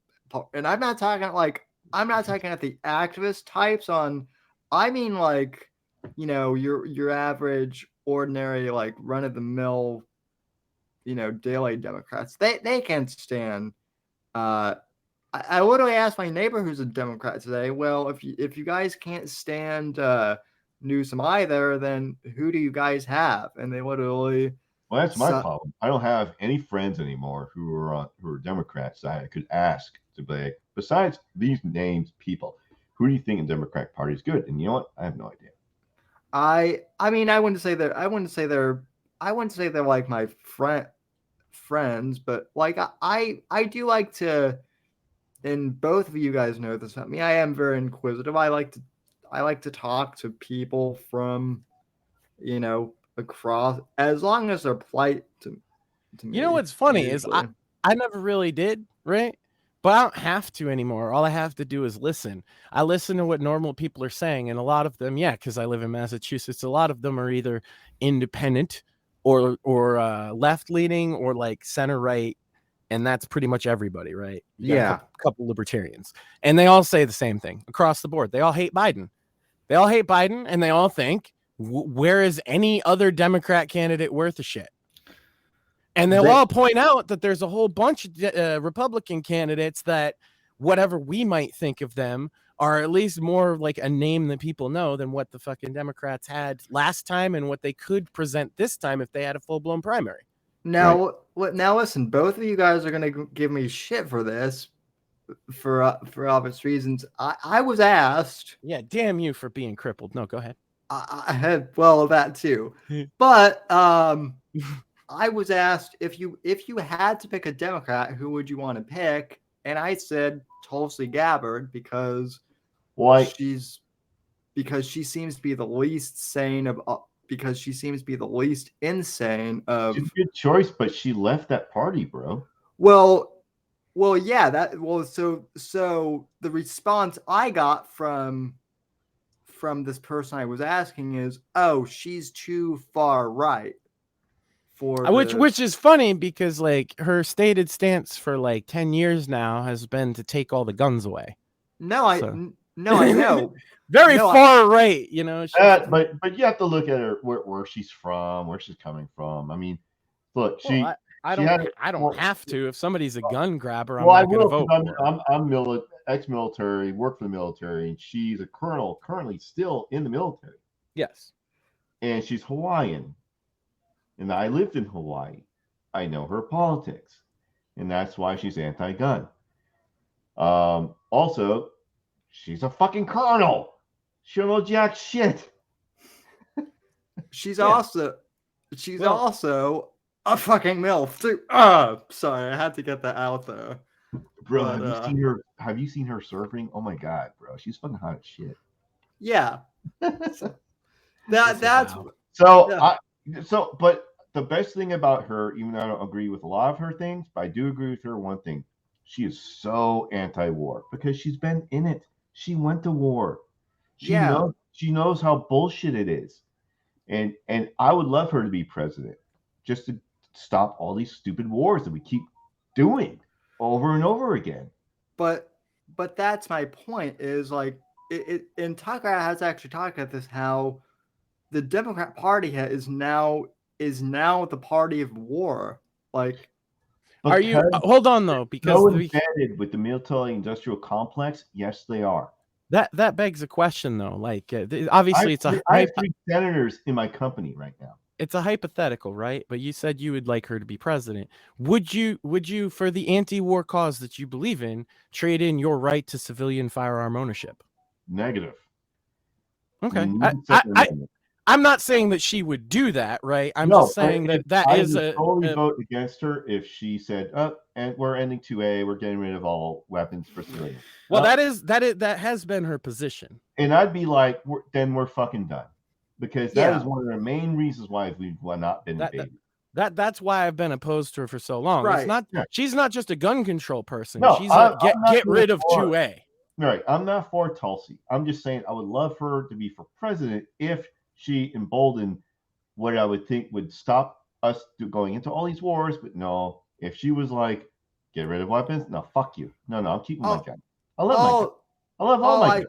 Yeah, all I was bringing up, my point was that we all want to fuck her. Yes, I know. Well, yeah, that. Well, also though, this person who asked me was like, gun to your head, you have to vote for a Democrat. You don't have any choice. Who would you pick? And then it would be RFK Jr.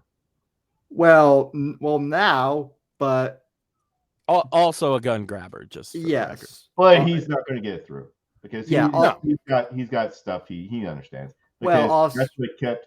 Look, if he wants to fucking not get his head canoed out like his uncle and his dad, then he'll want to have us to keep going. Everybody everybody loves to point out his uncle and his dad, right? But nobody wants to point out that his other uncle was the most insider motherfucker in the world. And this idea that RFK is not an and his cousins, all of his cousins are fucking either congressmen or senators.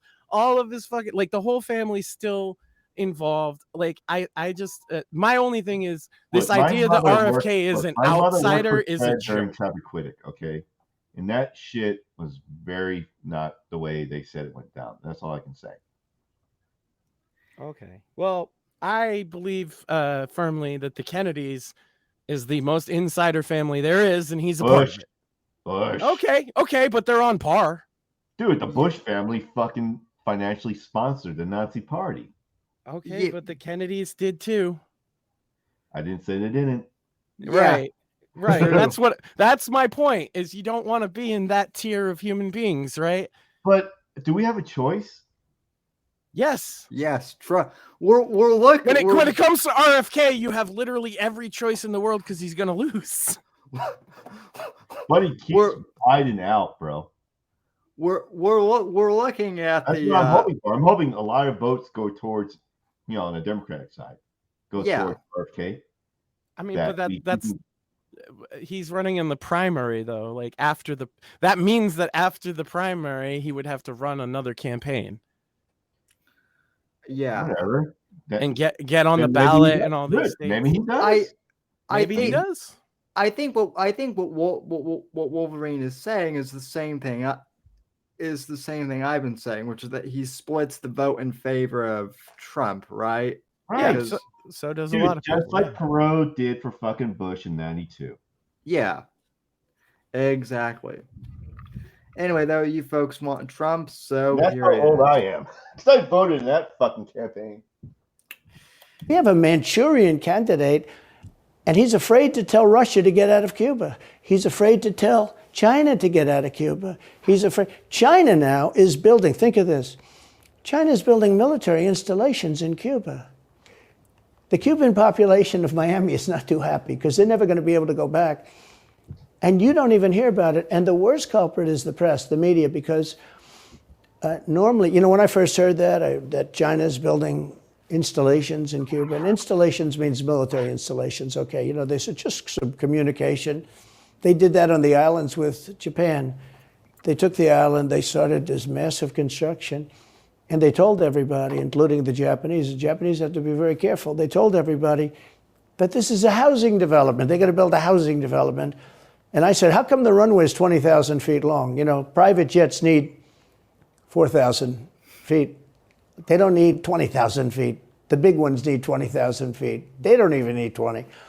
And I looked at the runway. I said, that's the largest runway ever built, both in width and length, for housing development. There's nobody that has a plane that big that you would have a runway that's Why is for China testing. allowed to conduct imperialism in our hemisphere? Well, yeah, and it's far beyond Cuba. It's all over South America. Yeah, in the Caribbean. So we built a thing called the Panama Canal. We lost 35,000 people to the mosquito, you know, malaria. Yeah. We lost 35,000 people building. We lost 35,000 people because of the mosquito. Vicious. They had to build under nets. It was one of the true great wonders of the world. As he said, one of the 9 wonders of the world. No, it was one of the 7. It happened a little while ago, you know. It says 9 wonders of the world. You could make 9 wonders. He would have been better off if he stuck with the 9 and just said, yeah, I think it's 9. But this is one of the true 7 wonders of the world. And you take a look at the Panama Canal. It was such an incredible engineering marvel. We sold it under Jimmy Carter. We sold it to Panama for $1. The following day, they quadrupled the amount of money that ships had to pay to get across. They didn't lose one ship. And now they've made it much bigger, and now they've widened it. They've doubled it, right? They've more than doubled it.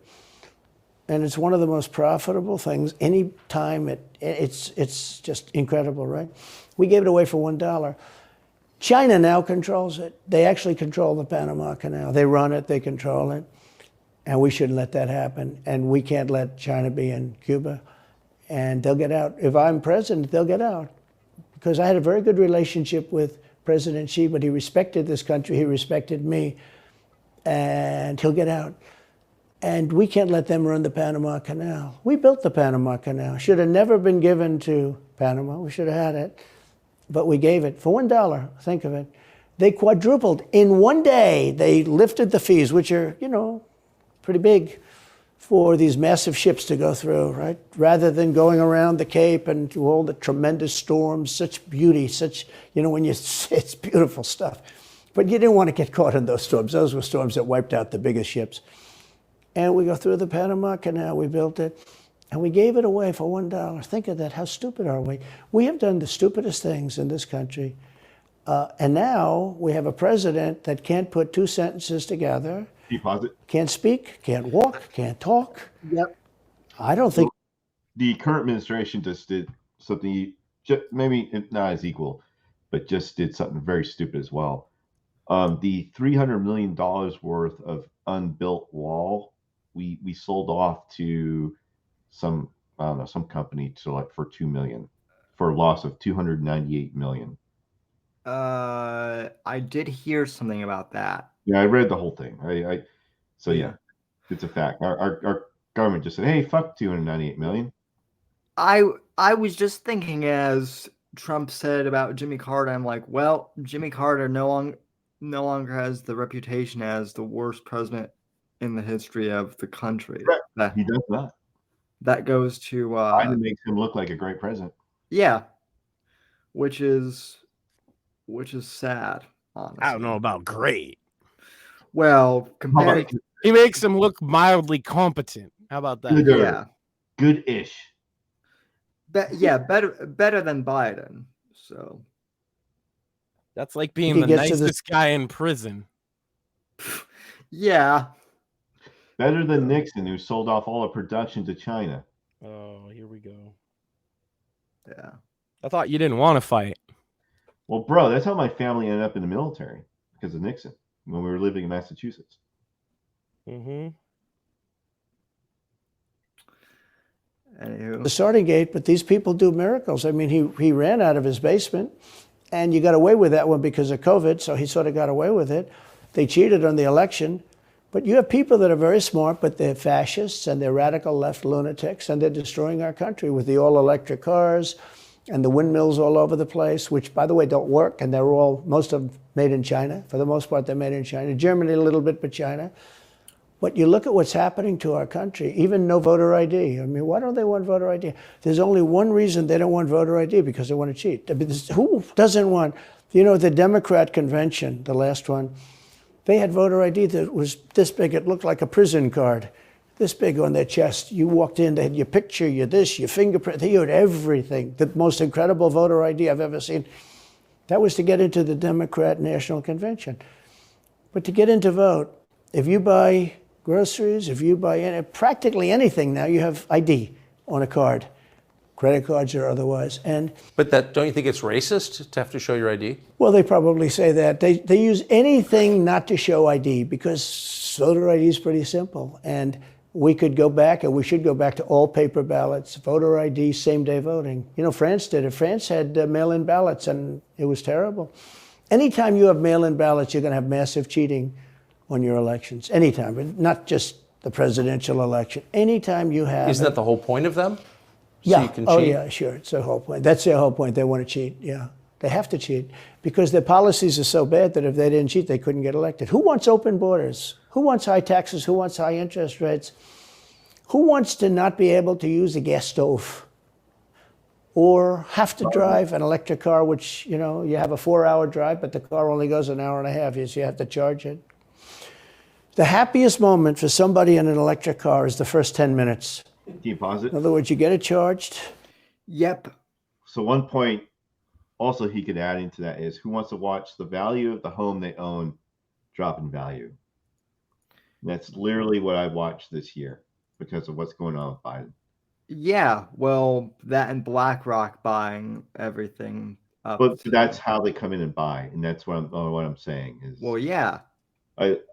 Yeah, their buying actually didn't start the problem; it just exacerbates it. Also, absolutely, their buying did not start the problem, but what I'm saying is the current situation is causing house values to go down. Right. Also, which is why they buy, and then it makes it worse, right? Yes, correct. Yeah. We know that. Also, in regards to, well, I'm a house owner, dude. Well, you can see where I'm frustrated. I have similar frustrations. I when you say we know that, I tend to explain a lot of stuff if the audience isn't necessarily aware. Just forgive me for that. Well, I don't think the audience is stupid. I don't either. I just don't assume they know everything that we're thinking or have every bit of inside information. Right. So as a matter of course, because I've been in media for a very long time, I tend to explain things even if it doesn't need to be. That's all.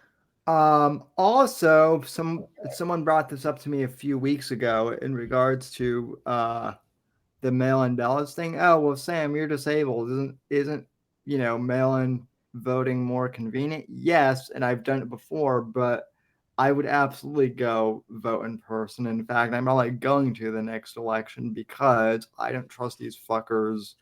Right. To get the I don't trust these fuckers with my ballots anymore. Yeah. So what I don't understand is, to this day, because when I voted outside the United States, it was all electronic. And I'm talking for the 2020 election. And that's for the state of Alabama. And I understand why they don't, but this current state of technology, we could do everything electronic. There's no need for mail in. Yeah, because the whole system, this is from a tech guy perspective, because the whole system is run by boomers. That's the last thing I would want. Every time they digitize anything, they fuck it up worse than it already was. They are the government after all. We're talking about here. No, you're correct. The whole system is antiquated because, yes, we still have guys who were Vietnam veterans still working in the government, and unfortunately, right. But I'm not even talking about them. I'm talking about, look at who's because these kind of things get decided in Congress and lower legislative bodies, right? I understand that, but they do get decided at state level. Here in this state in Alabama, it got decided a few years back that it's all be electronic. And when I did my absentee ballot being deployed overseas, I was able to do it electronically over in Africa to do my 2020 fucking ballot a whole 6 weeks before the election. Correct. And the thing is when you implement something on a state level, that often happens. I often bring up the example that Romney Care in Massachusetts didn't destroy us the way it destroyed a lot of other states. Why? Simply because we had a lower population of poor people and a higher population of rich people. So yes, technically we could afford it, although I don't think that means that we should have to do it. Whatever, what right? Does it have to do with voting? Because when it got that same policy got applied federally, it made things worse for a whole bunch of people.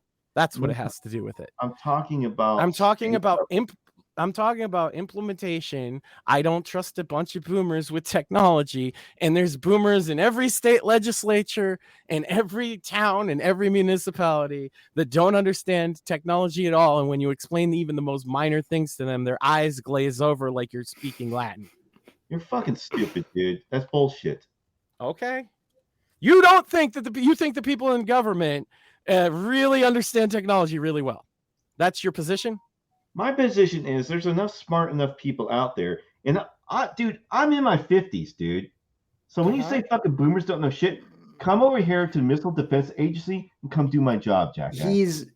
He's not talking about like literal babe. He's talking at the Congress. At least when I'm referring to boomers, I'm talking state level. State level handles elections.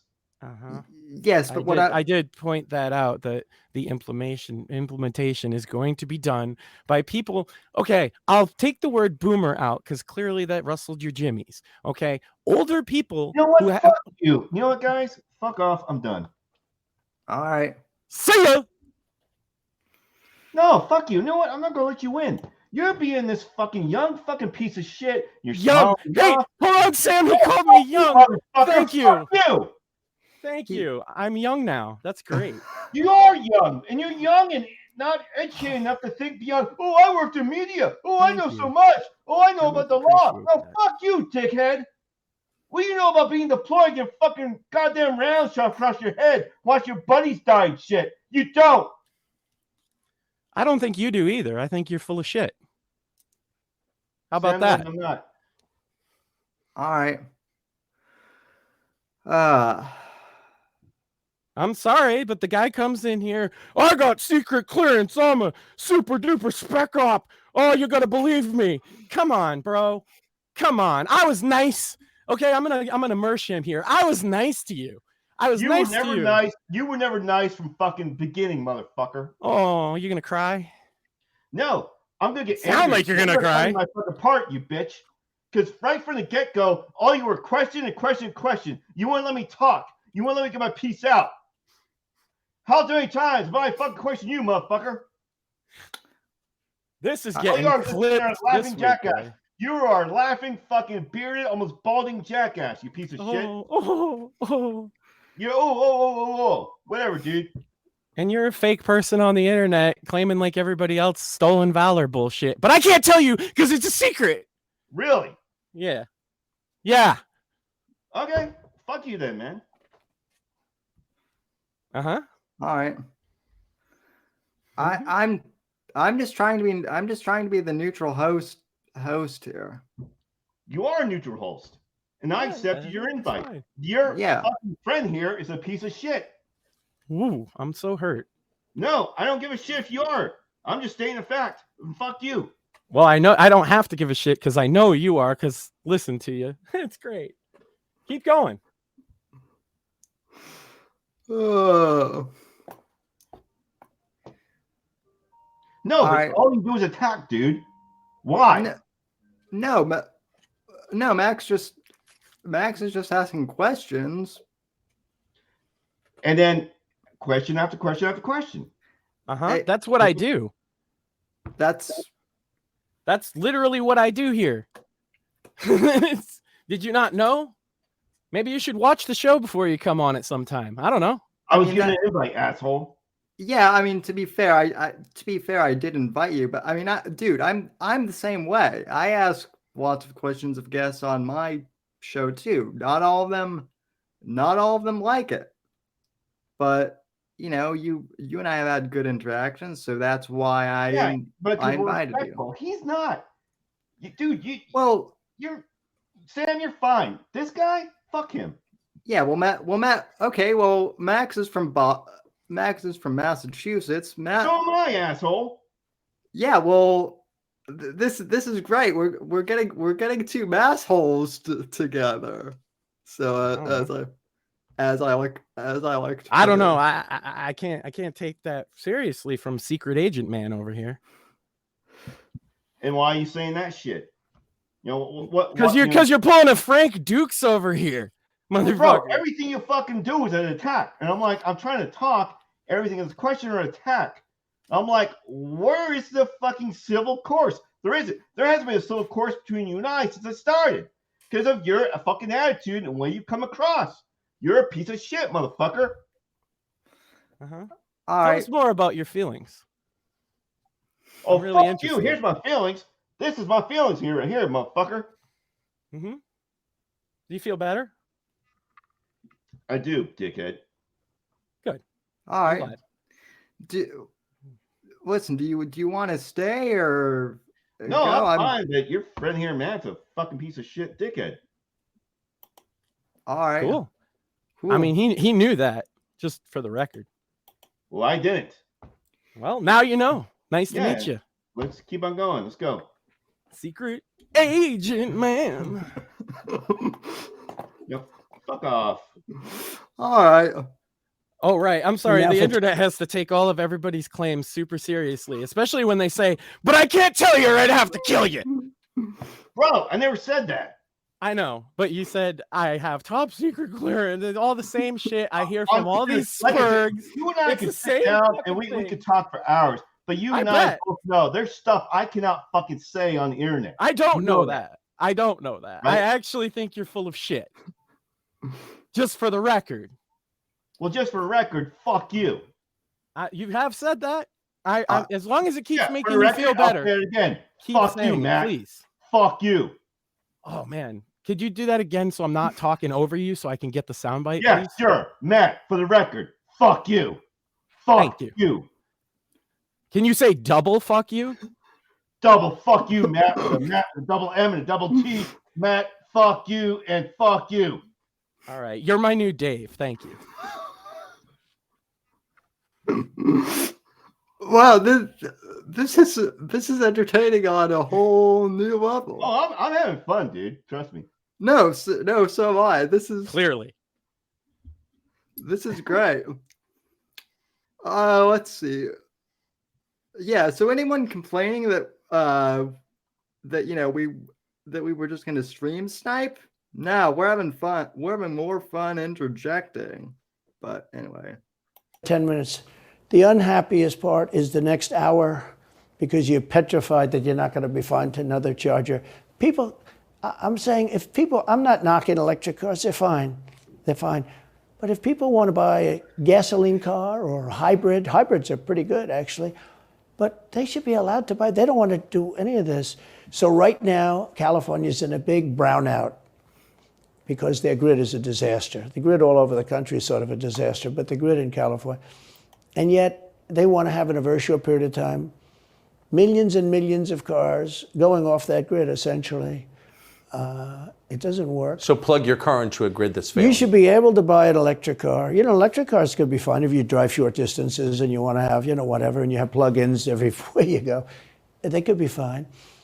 But you got to have gasoline cars. You got to have everything. Let people buy everything. Now there's the new thing is your heating systems in the house. They don't want you to have a modern day heating system. They want you to use a heating system that will cost you at least $10,000 to buy and won't work very well. You know, none of the stuff works as well.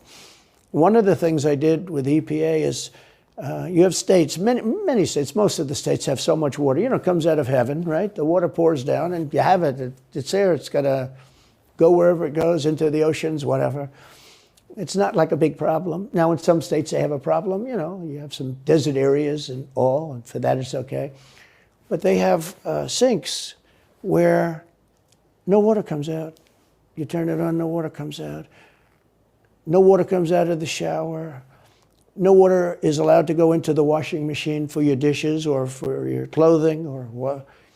And I avoided all of that. Wait, they have sinks where no water comes out? Sure, you have restrictors. When I say no water, very little water. You want to wash your hands, right? Yeah. And you've seen this, and you turn on the sink and it's very little. Or you want to wash your beautiful hair, right? And you're standing under a shower. Then the suds never go. The water comes out very slowly. I'm sure you've seen this. It usually takes place in new hotels and new homes. Yeah, you take a drill and take the They have limiter out. Well, you can, but now they make it so you can't do that so easily. They have a restrictor. It's called a restrictor, and it restricts the water from coming out. So I ended all of that, and you have to see these. They let the water come out. You know what people do? They wash their hands like 5 times longer, or in the washing machine, they'll press for their, let's say the dishwasher. They'll press it. Then they'll press it about 7 or 8 times. Yeah. They'll end up using more water, and it still won't be very good. I met with the head of Whirlpool. They were practically going out of business during my administration, and they said to me, from Ohio, incredible, great state, I love Ohio, and they were really doing badly because people were dumping washing machines all over, mostly from South Korea, but also from China. And he was explaining it's just a terrible situation. I said, let me ask you, how's the quality? He says, we're better, but they are good enough quality. But, you know, of course he's going to say that, but, you know, they are better. He said, but they don't allow us. They're dumping these machines. They're cutting us in half. They're killing us. And on top of it, the government won't let us use water in our machines. I mean, he shows me like a quarter of a bottle of water. That's supposed to be washing clothing. And I freed it all up, and I put tariffs on these countries that were selling and the machines coming into the country. And that company went from all the washing machine companies, they make washing machines, they make dryers, they make all of the different machines that do this kind of work, including dishwashers.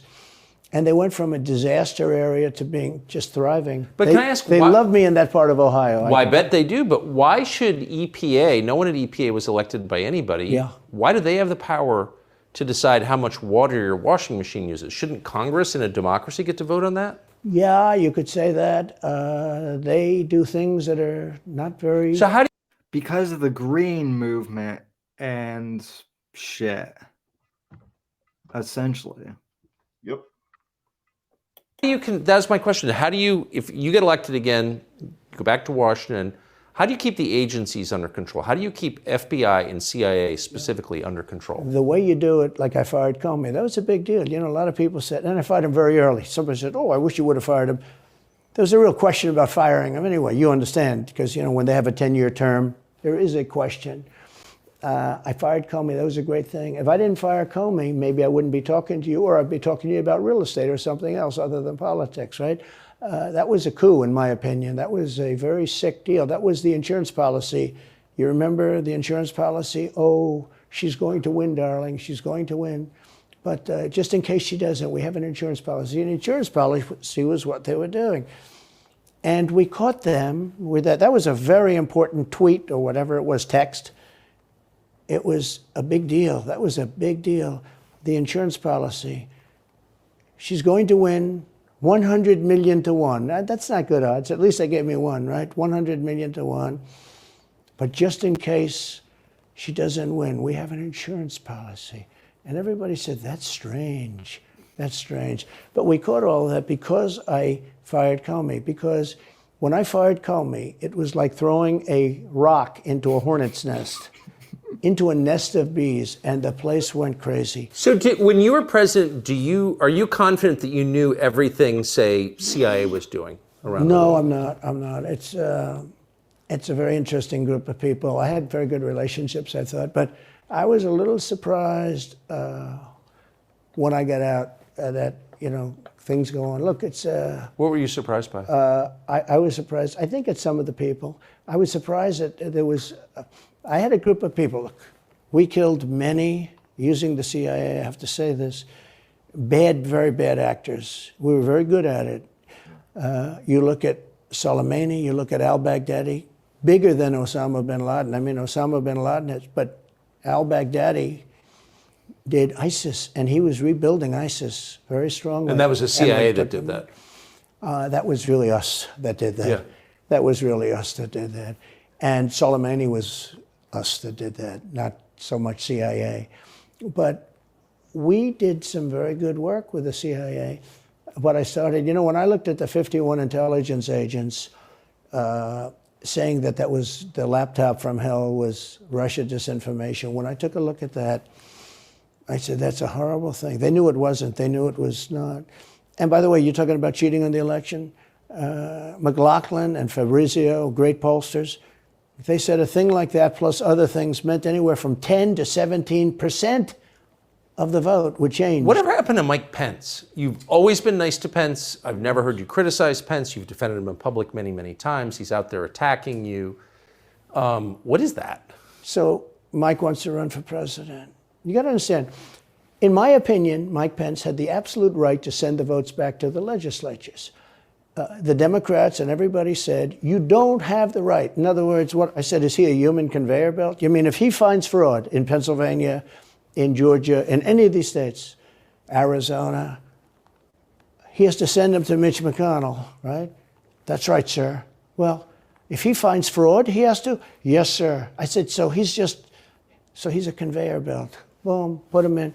I said, I don't agree with that. And we had some lawyers, not all, we had some lawyers that said, no, you do have the right to send them back to the legislatures to be rechecked. Because if you looked at what went on in Wisconsin, who, by the way, now agree with me, Wisconsin has been virtually, other than the fact they're not allowed to do anything statutorily, but Wisconsin has been, what they found is incredible. We won Wisconsin. But Mike Pence had the right, in my opinion, to send him back. Do you ever talk to him now? No, I haven't spoken to him in a long time. I was very disappointed in him. I didn't want to do what Thomas Jefferson did. Thomas Jefferson, it was Georgia, and it was hear ye, hear ye, the great state of Georgia is not capable or allowed to tabulate their votes. And Thomas Jefferson, who was the vice president, said, is Georgia sure that they cannot tabulate their votes? Georgia is sure. He didn't send them back and have them redo it. He said, we will keep the votes of the great state of Georgia for Thomas Jefferson and his president. I didn't ask him for that. Could have done that too, but I didn't. I thought that would be turmoil. I asked him to send him back to his legislature, to the legislatures, in Wisconsin, let's say. But why didn't he? You'd worked together for 4 years. You're the president. He's VP. You say you're aligned on everything. I think he got very bad advice. I really do. Now, let me tell you what happened. I sat there with a few people. I think his lawyer was in the room too. His lawyer was very much against it. There were other lawyers that felt you could do it. It was one of those things. I think you could have done it. I think you can always do something if you see fraud or if you see problems. But it's very interesting. So after the election was over, the rhinos got together with the Democrats and they redid the election, so you couldn't do it anymore. So then I called the people. I said, so in other words, you're saying I was right. You could do it. Yes, you could do it. In other words, they took the Voting Act and they redid it so the vice president no longer has the power to do what I said he could do. So when that happened, I said, wow. And you'd look some of these Democrats in the eye and they'd say, he has absolutely no right to do it. And immediately after the election, they met rhinos, could name them all, and Democrats, and they approved legislation that takes away the right of the vice president to do it. So I said, so you're saying I was right. The vice president did have the right to do it, and they said, yes, he did. So if you're saying they stole it from you last time, why wouldn't they do the same this time? Oh, well, they'll try. They're going to be trying, yeah. And not only me, Look, DeSantis is out. I think he's gone. So he was at a level. People have figured him out. He's gone. But if somebody else got in, other than me, they'll go at him just as viciously as they did me. These people are sick. They will go after them. And a lot of people say they won't be able to hold up. I do get credit for holding up quite well, I must tell you. I think it's... How do you do that? How do you get indicted, every week and stay cheerful? I think it's a lot easier because I'm so high in the polls, because it means the people get it. The people see it's a fraud. The people see it, like this horrible district attorney from just a little while ago, from essentially Atlanta, that's Fulton County. she said, basically, I don't have any right to challenge an election. Well, what about Stacey Abrams? What about Hillary Clinton? What about all of these Democrats that are still challenging my election? The same people that are saying he's challenging an election challenged my election. And they did it with slates. They did it with all sorts of things. They were very bad about it. But basically, they're suing me, and they're saying, you don't have any right to challenge it. If you challenge an election, we're going to indict you and put you in jail. So what they're doing is they've weaponized, and don't kid yourself, the DOJ and Biden and the whole group, they're watching all of this stuff. They love the local stuff. You know, the DA in Manhattan. Not only that, they put one of the DOJ top people into the Manhattan DA's office to run things. They don't even have a case against me. It's not even a case. Everyone says, even the Democrats say, you can't bring these cases. You have no case. The Attorney General or the District Attorney, Fannie Willis, in Atlanta, she's getting killed. Basically, she's saying Trump doesn't have the right to criticize an election. But you've been around long enough now. You've seen many elections criticized. I mean, Hillary Clinton goes crazy. Every time she talks, she says, he's not the president. Jimmy Carter said, he's not the president. Well, I am the president. Hillary Clinton called me, by the way, at 3:02 in the morning to congratulate me the night of the election. Did her voice crack? Well, her voice was, it's very different, I will say. I won't get into that. But what do you mean? Her voice was very different. Don't forget, they were all celebrating at 5 o'clock in the afternoon. And I came home and I said, I think we won. I felt we won because the rallies are so big. We'd go to Wisconsin and we'd go to Georgia. We'd go to different states. In Michigan, we'd have rallies. In Pennsylvania, we had 58,000 people in Butler. And I said, how are we losing this? How do you have a rally where you have from 50 to 100,000 people, many of them? I did 7 a day for a couple of days. That's a lot. These are big rallies too. And I didn't hold back. I didn't say, let's make them let's do abbreviations, right? But they challenged this stuff. Yeah. Hillary called me up and conceded. Now the word is that Obama said you have to do that. But she called up and totally conceded. But now, every time you see her on television, she's saying she's challenging the election. Do you think... So that would mean that she should be indicted, but that would mean also that Stacey Abrams in Georgia should be indicted because she still thinks she won the election for governor. She still thinks that. She's never recanted. And do you think Stacey Abrams will be indicted for that? No, of course not. She won't be. The Democrats don't get indicted for things like that. They don't get impeached. No, it's a different thing. With that being said, yes, I had great support when they did impeachment hoax #1 and impeachment hoax #2. Jim Jordan, the House was fantastic. And actually the Senate was very good for me, other than, Mitch McConnell. I think it's too bad I endorsed him. He was begging, he was going to lose that race, and I endorsed him, and he ended up winning the race because of my endorsement. He was down, he was going to lose to Amy McGrath. She was $90 million in cash, all set to go. She was leading by 3. He was going down. I did him a favor, and then 3-4 months later, he really wanted to impeach me. He's a bad guy. But if you look at what's going on politically, it's so interesting. The level of loyalty is different in politics than it is in normal life, I will say. With that being said, I've had great loyalty also. But the House was fantastic. The Senate was very good. They overrode Mitch McConnell. Mitch McConnell, in my opinion, was trying to get senators to impeach me, especially for the second one. And on the first one, he acted very, very slow. He should have gone much faster. But Mitch McConnell wanted to, and the senators went up to him, guys that are subservient to him because he gives money. He gives them money. He gives them a lot of money. He raises some money and he gives it to them, and therefore they do what he said. That's the only form of leadership he's got. So last question. If you're elected president again, what's your number one priority? When you ran last time, you said, I will build a wall. This time, your bottom line top promise to the country. So you can do numerous things at the same time. Of course. But let's say number one is a border. Yeah.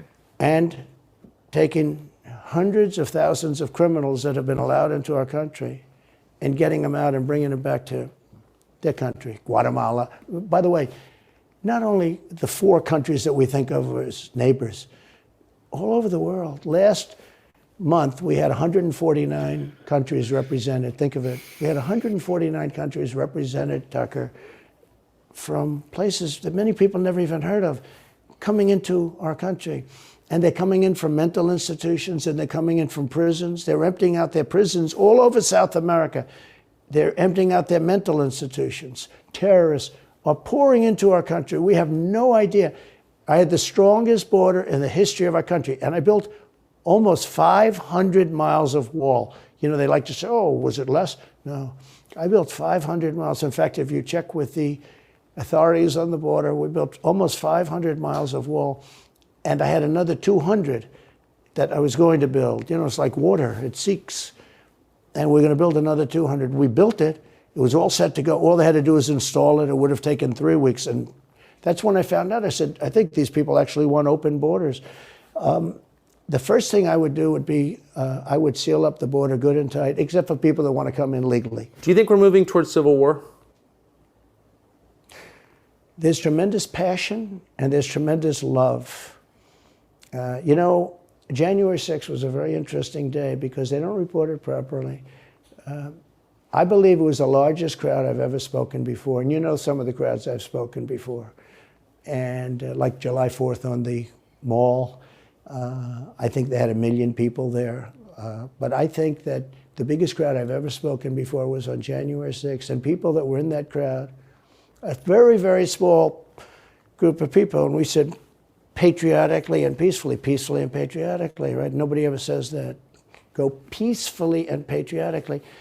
But people that were in that crowd that day, very small group of people went down there, and then there are a lot of scenarios that we can talk about. But people in that crowd said it was the most beautiful day they've ever. Baked Alaska's a fucking Fed, by the way. Just putting that out there. Ever experienced. True. There was love in that. There was love and unity. Wait, who is? I have never seen such spirit and such passion and such love, and I've also never seen simultaneous. Who is Baked Alaska? I don't even know that guy. You're a lucky man to not know. Yeah. Essentially, the video from inside Pelosi's office that was taken in live stream that's been used against so many people, Yeah. that was his live stream. Yeah. And he gave up all of his social media and all of everything to the feds in order to get a shorter sentence. So, TLDR, Baked Alaska is essentially a washed up wigger who comedian. The what he used to do is comedian. Yeah. Then he tried to be politically active. I'm pretty sure he was at Charlottesville. He's one of those guys. And yeah, he was one of the main instigators of January 6th. And he like Sam, what Sam means by he's a Fed is certainly we know he's given plenty of information. Well, he worked with the Feds. That has been used to put other people in prison. So no, that makes a lot of sense because we dealt with that every time over TDAT or FBI. So you would get a guy who would spill the beans, like you'd raid his house, you'd have a lot of components for bombs, you'd go, hey, where'd you get these? He'd name his guys, you know, and these were just dudes that would go, hey, you need to use this for this circuit board so you can set up this type of ID, you know. So yeah. Yeah, and Baked is not even that. Baked is not even that competent. Baked is no. We're not talking of a guy with any military background or anything. Yeah. Even like I believe he wrote for BuzzFeed is what got him famous. Yeah. So Baked is essentially a BuzzFeed. I think even BuzzFeed not exist anymore. So I'm assuming BuzzFeed was probably just like a CIA, like I think when it comes to Baked, I think people look too much into it. I think Baked is one of these people that is just an idiot that gets himself in trouble and then has to tell the feds a bunch of shit to get himself out of trouble. But he just so happened to be in the kind of trouble that they love, like, oh, you're a right-wing extremist kind of trouble. But he had info to put guys at Jan 6 in jail. Mm-hmm. Yeah, but his information certainly was used to put people in jail who may or may not have done anything illegal. But also, so just to give Max a bit of context, so Wolverine and I both we kind of do podcasts in the whole nerdrotic kind of pop culture sphere. Baked is the type of fucking retard that they try and paint like when they try and paint like the critical drinker as like a neo-Nazi or something, stupid like that. They're using Baked as like an example to paint. I have a great as example. being- Baked Alaska is like the right wing's Forrest Gump. Yeah. He ends up in all these like impossibly like coincidental places, and you would think it's part of a like big conspiracy, and I understand why people think that about him, but like his IQ is in the fucking toilet. So if people pull his strings, I don't think he even knows it. The guy can't wipe his own ass without having somebody explain it to him how to do it. So I can send you some hilarious streams later on. Yeah, sure. So, He's just a lolcow, but because he's into right wing politics, he found himself at Charlottesville. He found himself at January 6th. He hangs out with like Nick Fuentes and those types of people, and not anymore, I guess. Now they've broken up now, but right. He's just an idiot that stumbles himself into positions, and this is why I tell people just don't associate with him, because like he will snitch on you. That's my advice.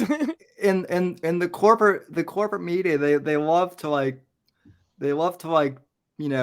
post like a photo of him and Trump together, and they'll say stuff like, "This is Trump's #1 guy of the super, alt-right," and Trump's like, I have no idea who this guy is. Lots of people walk up to me and take pictures. Yeah, so but they're not the brightest. Anyway, though, we have like 30 seconds left, so I just had to simultaneously, and from the same people, such hatred of what they've done to our country. So do you think it's possible that there's open conflict? We seem to be moving towards something. I don't know, because I don't know what it, I can say this. There's a level of passion that I've never seen. There's a level of hatred that I've never seen, and that's probably a bad combination. Donald Trump, thank you. Thank you very much. Very much. Thank you. That is a bad combination, by the way. Bad combination. Thank you. Yeah. Okay, we stretched 46 minutes into 3 hours, I think. And honestly, I'm not upset that we missed the GOP primary debate. Right, there was a debate. Dude, that probably would be a snore fest. Honestly, my plan for the debate was to honestly drink for that. That makes more sense. Now I get it. Well, I've been drinking for this, so fuck it. Well, yeah, but when I get drunk, when I drink on stream, I tend to lose focus. So apparently you show feet too, so I've been told. Wait a minute, what? According to Apex, I show feet or something. Right, but we have standards on the show now.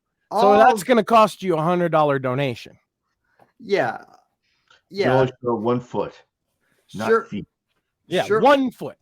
Yeah, and if you want me to go shirtless like I used to, that's going to cost like if you want me to go Alex Jones. No, we're not doing the Camelot thing, bro. If you want me to go full Alex Jones, that's going to cost like 200 or something. So yeah, but we're setting up Sam's OnlyFans.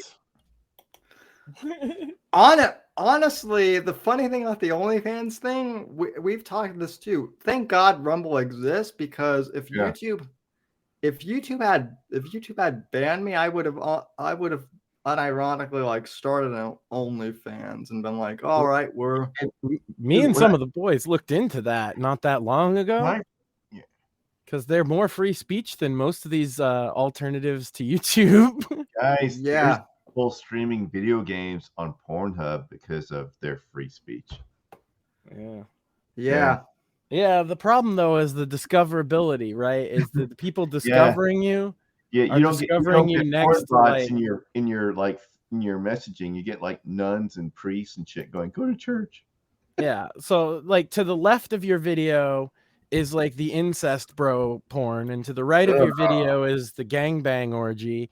I don't know if we wanted the Whitfield report to be there. God damn it. You're changing the screen. I'm Stop trying. it. I didn't. They I changed. don't even look at the screen. That's No, what it's it like, is. it's like switching and going. Oh yeah, Sam's always cooking something up over there. Yeah, I was trying to fix the layout so that we were all symmetrically square, but I guess it doesn't do that anymore. It's all good. But maybe it needs 4. what? Oh yeah, that's well. Usually we have Shmuley or A lot of people are streaming about this fucking piece of shit Ahsoka TV show. That's what our regular group is doing right now. Oh, real? Oh, yeah. I don't have Disney Plus, and I don't really. There's a fucking website called F Movies, and as long as you get rid of the pop-ups, you can see everything for free. You don't need cable to anything. That's what I. Yeah, it's fmovies.com. I find my thing is, even with the availability of, piracy, essentially, and to watch this shit, I find that most of it's not even worth watching, to steal. It's not. It's or to hate watch for that matter either. Like it's not even good for that anymore, because all the really like over the top shit they've already mostly done. Yeah. So it's just the same old edgy clickbait fucking you've seen bullshit. before, just in a different. Yeah, there's no creativity coming out of the entertainment industry. No, they borrow, they use Chat GPT, whatever the fuck you call it. Oh no, the writers are on strike. I'm sure everybody in America was just so upset by this. It's 2008 again. I mean, nobody cared. Not one person cared, because everybody I talked to, at least in 2008, they'd be like, yeah, well, Dave Chappelle should come back. Nowadays, they're like, literally, there is nothing written on television worth fucking watching. No, there's not. And there's your Apex. There you go. Oh, hey, Gamma, you finally made it at the end of you just missed Tucker and Trump. I started to watch it or listen to it while I was finishing up at work, and I'm like, I thought that I would get here in time to catch at least the back half of it, but it's all good. I just missed you guys and wanted to pop in and say hi. We're just happy to have you, bro. Thanks, man. We've had an eventful evening. We've had some blood We've sports had some brotherly love. a bit. Did you? We've had some. Damn, that's my shit. I'm sorry I missed it. It's just me pissing people off again. No, don't worry about it. Just one mass hold and one mass hole. That's all. Yep.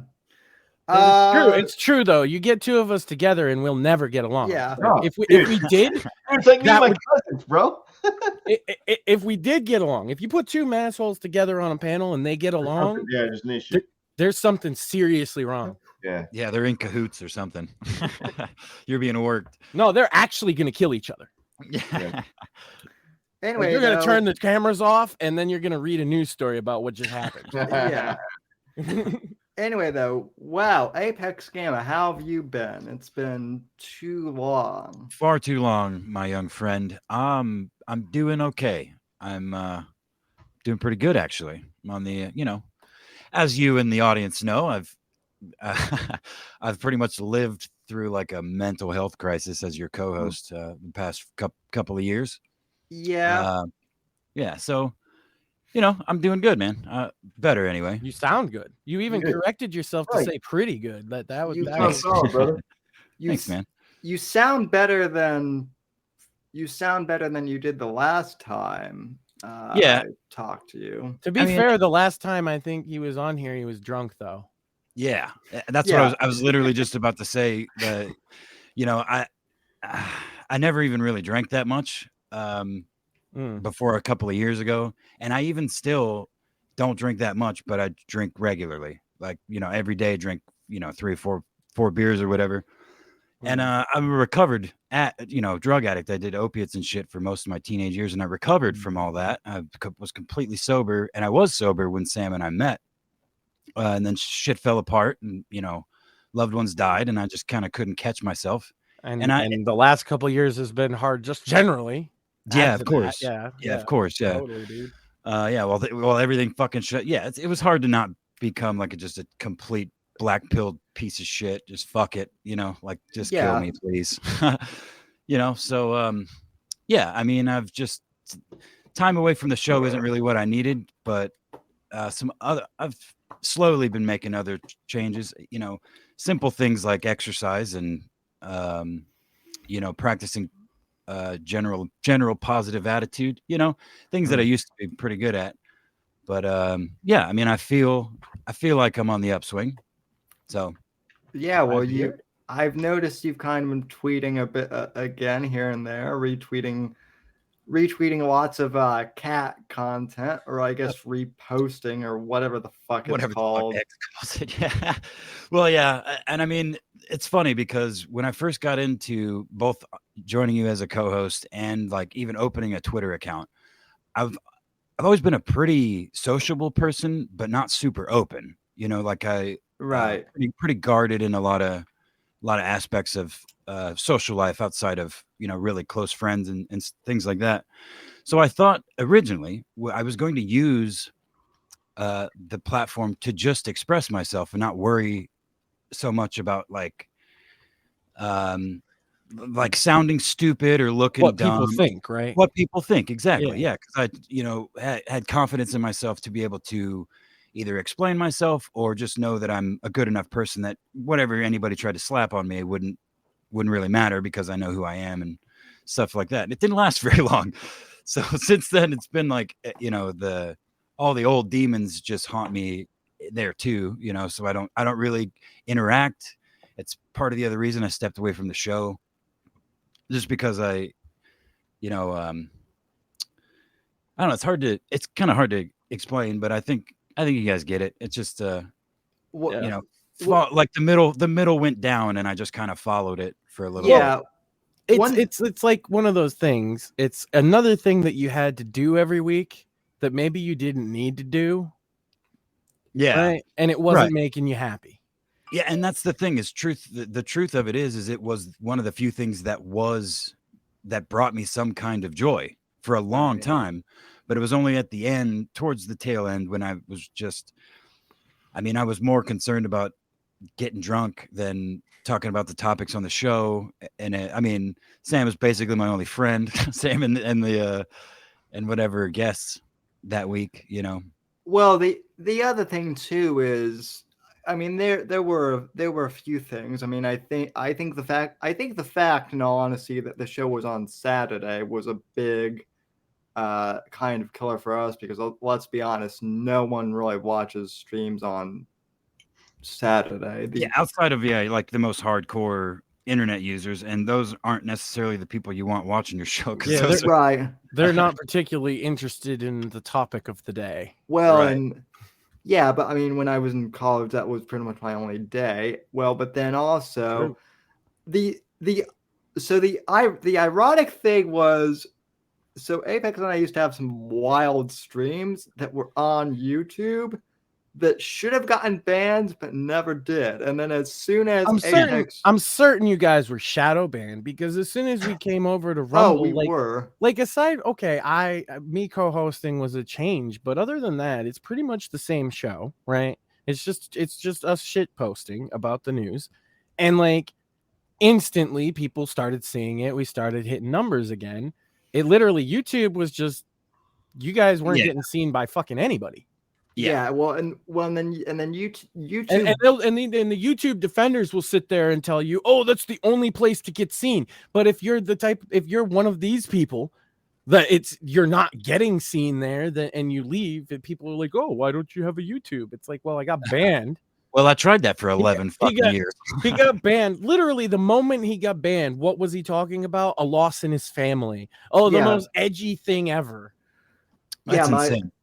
Yeah, my grandfather died at 8 He was just like, February. "Hey guys, I'm sorry I took a week off from the show. My grandfather died." Ban.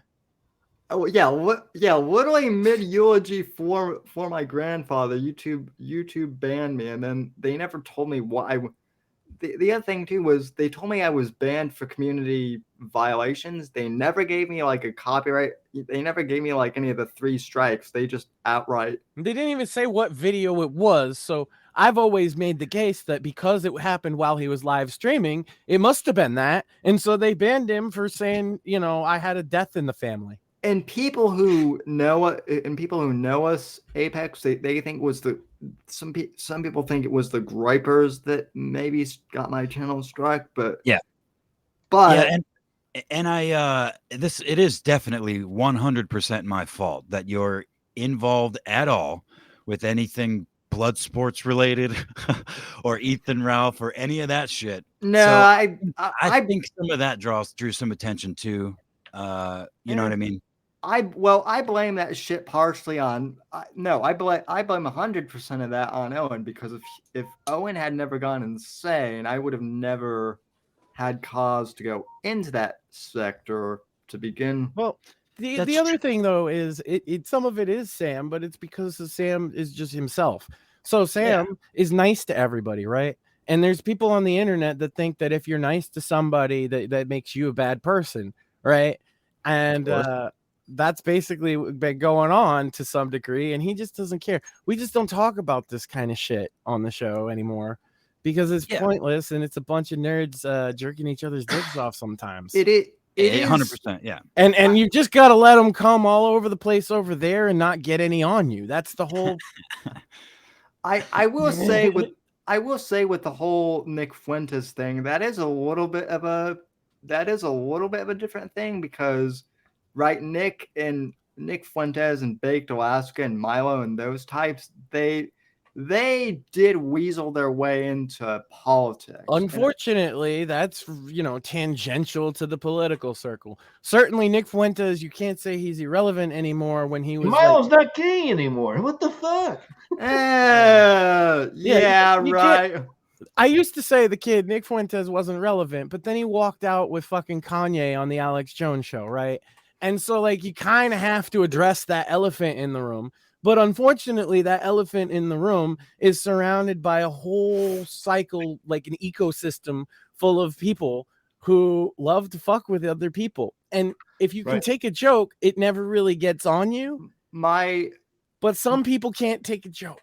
My favorite thing out of the whole Kanye and Alex Jones thing was the fact that CNN actually, one of their journalists literally said something like, "Holy shit, Alex Jones is the moderate here." Yeah. That fucking amused me to know. Yeah. And then a bunch of podcasts just got removed from YouTube just for having Nick Fuentes on. Not in any other way violating terms of service, just by having him on their show. I think it was a Fresh and Fit podcast. Yeah. They got their entire channel got demonetized. I don't think they got banned, but I know that their channel got completely demonetized for it. Valuetainment, the business podcast network that Patrick, their network is still monetized, but the sub channel that they had Fuentes on, where he got absolutely destroyed by that Jewish venture capitalist, they got. So here's the funny thing. A channel that is literally run by Jewish venture capitalists got banned, got demonetized on YouTube, and yet, supposedly because they had the balls, and you say what you want about them if you're one of those people that doesn't like Jews or whatever, but these particular ones had the balls to have this guy on who openly doesn't like them and let him say what he had to say. And this is what I'm saying about Fuentes. When you do that kind of shit, when you take down channels that are honestly having to try have a conversation, right, with these people, you're actually doing yourself a disservice, because what happens is then edgelords go looking for those people. But what happens if you let Nick Fuentes talk? Look at what was on the show. Right. They all started making fun of him for having a micro penis. Right. You It let almost, the guy fucking talk, and he makes a fool of himself because he's a weird, edgy internet neo-Nazi. That's what they do. They are weird, so they do make weirdos of themselves. These people do. See, that's the problem, is most of us assume that that doesn't actually exist. No, there's a couple. There's a couple real ones. mm-hmm. And when you see them, you can't help but laugh at them because they're so over the line. Like, even if you believe in some of the conspiracy theories they believe in, you know what I'm talking about when you see it. A guy that just wants to make a spectacle of himself, wants all this negative attention. He doesn't even believe the things he's saying. He just knows he's getting negative attention, and everybody just feeds into this little fuck with it. And when they censor him like they do, he gets to put words in his own mouth later on and say, oh, no, I didn't actually say what I said. What I said was different. And they'll be like, oh, well, let's just go watch the video. Turns out YouTube deletes the video, right? Yeah, and then he gets to make up whatever reason he wants as to why they took him down, and can sound as heroic as he wants. I'm still not convinced he's not some sort of like controlled in some way. That's you know the what I thing. mean? Recently, from a FOIA request, it was talked about an agent working for the FBI formerly that they referred to as Genius. Okay. Oh yeah, I read about that. Yeah, go ahead. Genius is a code name for the FBI has for some informant from the far right who's very popular with people that say very edgy things. He's a younger guy who, you know, the nickname Genius, for fuck's sake. And he has a young contingent of fans, but they recently claim, at least in the FOIA filings, that this person, the FBI cut contact with him and basically disavowed him because he was still saying things even crazier than what he had been saying before. And all I can think is, if that's not Nick Fuentes, then I'm Santa Claus. It sure does. The shoe does fit pretty well. If it's not him, there is somebody doing exactly the same things as him somewhere that I'm not aware of. And I mean, by the alphabet when they're in that hemisphere. Yeah. And he calls himself a genius all the time, and the code name just happens. It's Genius. Yeah. And if you think about it, from like from a surveillance state or like, you know, one of the letter agencies' perspective, if Nick, I mean, it is pretty genius. That would be a perfect, you know, it just, I don't know. I mean, the nickname not only. As I've said from the beginning, he's taking young, promising, conservative-leaning men and making it so that they'll never have a future in politics and probably even normal society. Normal life, yeah. Fuck yeah, dude. Because this shit's is becoming more and more pervasive. It's the internet is growing, and our little corner of it is leaking in more and more into into different areas, normie areas, you know. And it doesn't get taken well. No. You know, when these kids are saying, like, he literally, if anybody's not aware, again, for the audience, Nick Fuentes literally does this. He claims it to be somewhat ironic pledge for him. And the pledge is that you will kill, rape, and die for Nick J. Fuentes. He makes these kids say that all the time. If that doesn't strike you as something that you shouldn't be a part of, then you shouldn't be listening to my show either, because you're this guy still turning oxygen into CO2. Yeah, it's crazy. Yeah. Because it's like I said when you went away there. What I think it is, he takes young conservative leaning men, like 15, 16-year-olds, and gets them involved in this shit so that they ruin their whole life ahead of them. They're never going to be in politics, certainly. And like I was just saying, they might not even have a place in the normal life. Sounds like a fucking pedo. There's pedophilia all around it. Of course there is. Yeah, I mean, you didn't even have to know, right? You just immediately sussed that out. No guy. There's accusations of pedophiles all around this place. Anybody young like that, that's just that's an unnormal person. He also says things that, like, I'm not even making. He believes in lowering the age of consent. I forgot that part. Well, that, and also he has said things that, like, sleeping with women is gay. I'm not even making that shit up. This is the quote. I want to get the quote perfect. Having sex with women is gay. That's a quote from Nicholas J. Fuentes. Meanwhile, I mean, both. Planet Photos Cat. Yeah.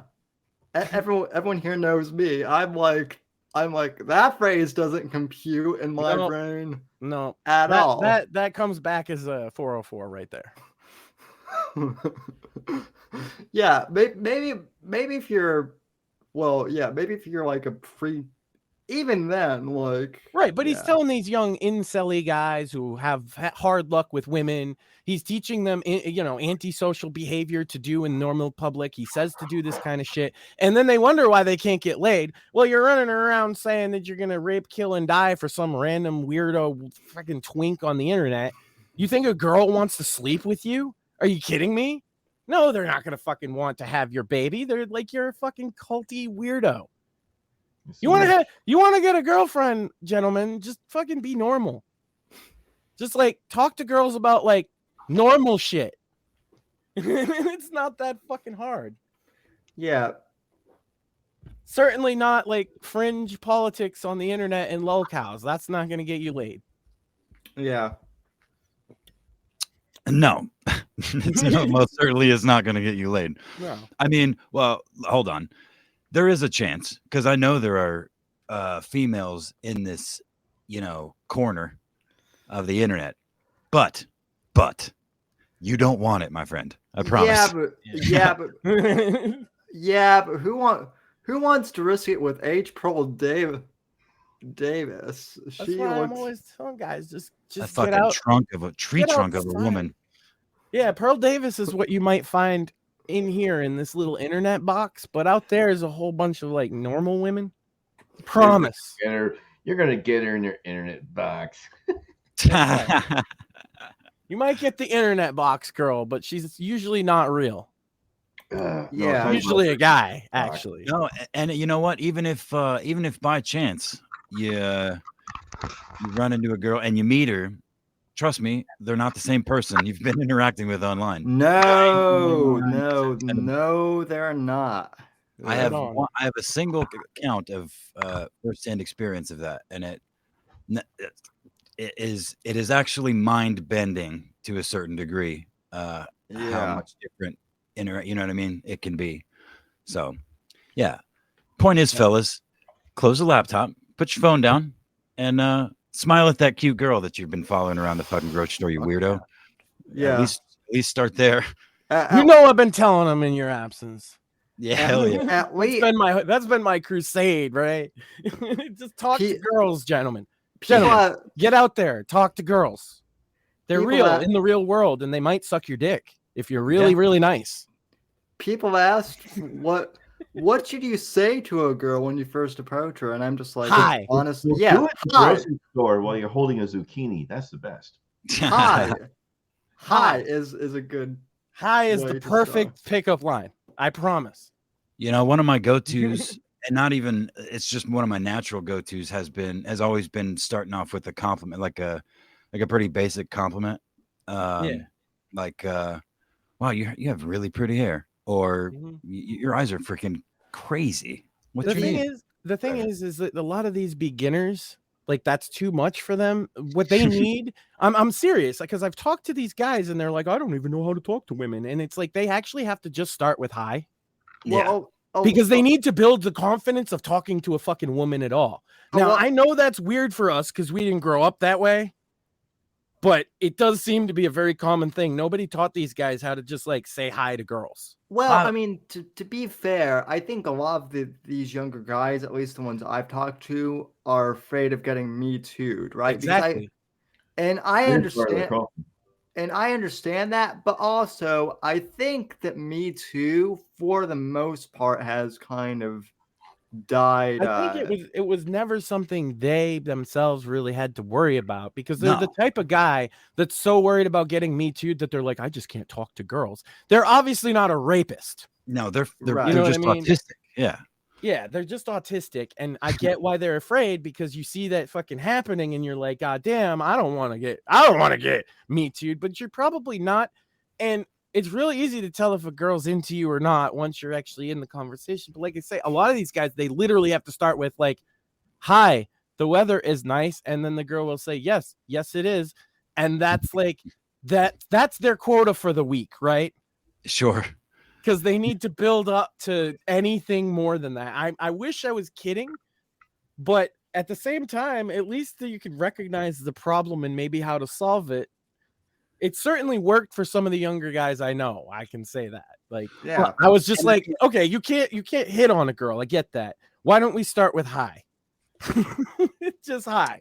Yeah, and I mean the truth is as true now as it was when we were growing up. There were fucking shy, weird kids, guys, that we knew. I happened to be one of them to a certain degree. Me too. Same, right. Which is why it's weird that I'm giving this advice at all.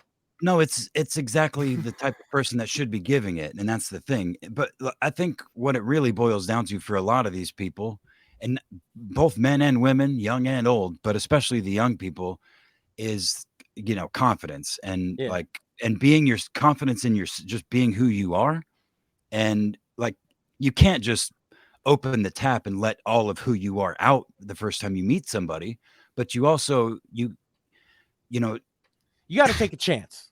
You have to take that chance, and it does, like you said, Max, starts with hi, and you don't have to have a script, man. Like if someone is interesting, that's the worst thing. Actually, of course it is. Of course it is. Yeah, you just need to be confident in being yourself and understanding that if you talk to this girl and she's like, sorry, bro, I'm busy, that it's not gonna crush you. You tried, but there's still like 4 billion others. Yeah, and if you get past the fuck you, dude, if you see a little smile on her face, her eyes light up, you know what I mean? You can just fucking you'll know when a chick is into you. Right. For sure. You might end up tongue darting a turd cutter. Seriously. Yeah. That's how easy it is, though. That is literally might. If that's what you're like, hey, a lot of these guys, they'll say, look, I want to find a good girl who's a wife, and I'm leading them into that direction. But then there's some of them that are like, I just want to get laid one time. And it's like, that's a lot easier, actually. That's I could help you with that one. The finding a good wife thing is a much bigger fucking problem.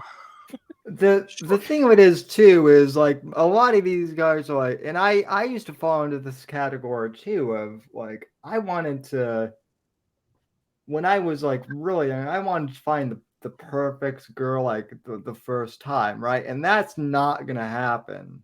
No, of course not. Right, but a lot of these young guys think that's, and I'm here to tell you it's. I'm sorry to interrupt you, but I do want to interject real quick. It is certainly possible to find quote unquote the perfect one right away, but you have to do tremendous gymnastics mentally. You have to twist yourself around that person. It's not natural most of the time. Now you can find a literal perfect fit, but it's several decimal. But even then, it's hard. It's rare. I can tell you rare. Go ask some couples. Like I know a bunch of couples that have been married 40, 50, fucking 60 years, right? And you ask them. It's hard. It's hard from the fucking beginning. Yeah. I mean, that's what a good partner is going to challenge you, and you're and back and forth. Yeah, it's there's no such these fucking the fairy tale shit it does exist, but they're fleeting moments amidst chaos of fucking just fights and shit flying around. You know what I mean? And fucking crying kids and shitty diapers and fucking all the other things that go along with, having a family. Yeah. It's not easy. It's not supposed to be. And that's what you're signing up for. That's the thing I tell. Because some guys, I'm like, man, like my buddy, right? He's like a confirmed bachelor for life. He don't want to ever get married. And I completely understand why, because he doesn't want to deal with any of that shit. Also, because he's got like some illnesses that he doesn't think he wants to pass on to kids and stuff. That's perfectly fine. But if you sign up for a lifelong partnership with a woman and kids, it's not easy. It's not easy. And look, the truth, the universal truth in this world is nothing worth doing isn't going to fucking be hard. And typically the harder it is, the more rewarding it is. That's just how it fucking works. Yeah. Yeah, man. And where we we live in this world, especially these fucking younger people, men and women. And truth be told, a lot of our generation too, Max, you know, the early 30s generation, or late 30s at this point. The internet wasn't around, of course, when we were little kids, but we still grew up with it, you know, to I a was degree. just talking about this to Sunshine or whatever on Twitter, and saying like, there's no guidebook or old wisdom for you as the first couple generations of internet parents, right? Yeah, And you are that guidebook. yeah, I can't ask my parents because I used to go on shit that I wasn't supposed to be on the internet under their watch. Yeah, of course. I know it so much better than they do. How could I ever ask them for advice? Sure. And I just don't. What I say and what I tell to everybody is the best advice I can give you is pay attention to what your kids are doing. You can, and limit screen time like that. Like if you're not limiting screen time already, you've already behind the ball because your kids are witnessing horrific things that you don't want them to see, period. But then on top of that, you got to know what they're doing during fucking screen time. Yeah. You can't just pass this off onto like Microsoft to raise your fucking kid. I actually think it's a bit deeper than that personally. It's sort of like the sex and drugs talk from way before the internet, where you can do everything in your power as a parent to prevent, monitor, but they are gonna do it. What's important is teaching them how to navigate it. Right. And I do get on the internet. I do both because my boy's 7, right? So it's not like I'm like there's certain things like he's not allowed to do multiplayer games on Xbox because the people on Xbox are foul mouths, right? And things like that. But I know like one day, he's gonna find porn on the internet. Of course he is. He's a fucking boy. Like these things, you have to understand that they're gonna find them. These exist. They're pervasive, in fact, man. They're shoved in everybody's face. Yeah. And that's, you have to be able to, but see what we do is we shut a lot of the world out inside of our home, but we go out into the world too, metaphorically. That's very important. Yeah. I mean, you got to substitute, but the problem that every parent is going to encounter, unless you raise your kids in the fucking woods, which if you have the power to do so and do so comfortably, do so, of course. Homeschool your kids, teach them fucking how to raise and survive off their own livestock and farm and shit like that. But 99% of the country doesn't have anywhere close to those resources. So I mean, I just think that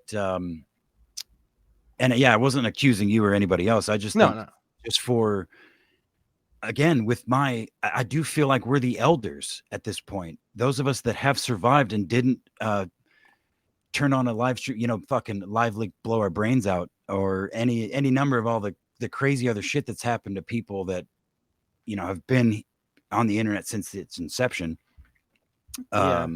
is to pass I don't know. I mean, hold on. This is exactly what I was talking about with boomers earlier. What I meant by that is like generationally, they're less familiar with computers and internet culture than us. That's what I meant by that. And so those people making laws about internet stuff, we created it. Right. That doesn't mean you're saying we're not familiar with it enough. Well, you said you're in your 50s. And I write code for a living. Okay, not all, right? But generationally, would you say more people in me is fucking 65? Would you say more people in your age group are better with computers, or not in younger age groups? Okay, but look, that's all I'm trying to say. It's not suggesting. You don't have to defend yourself. It's not suggesting. I know where I'm coming from.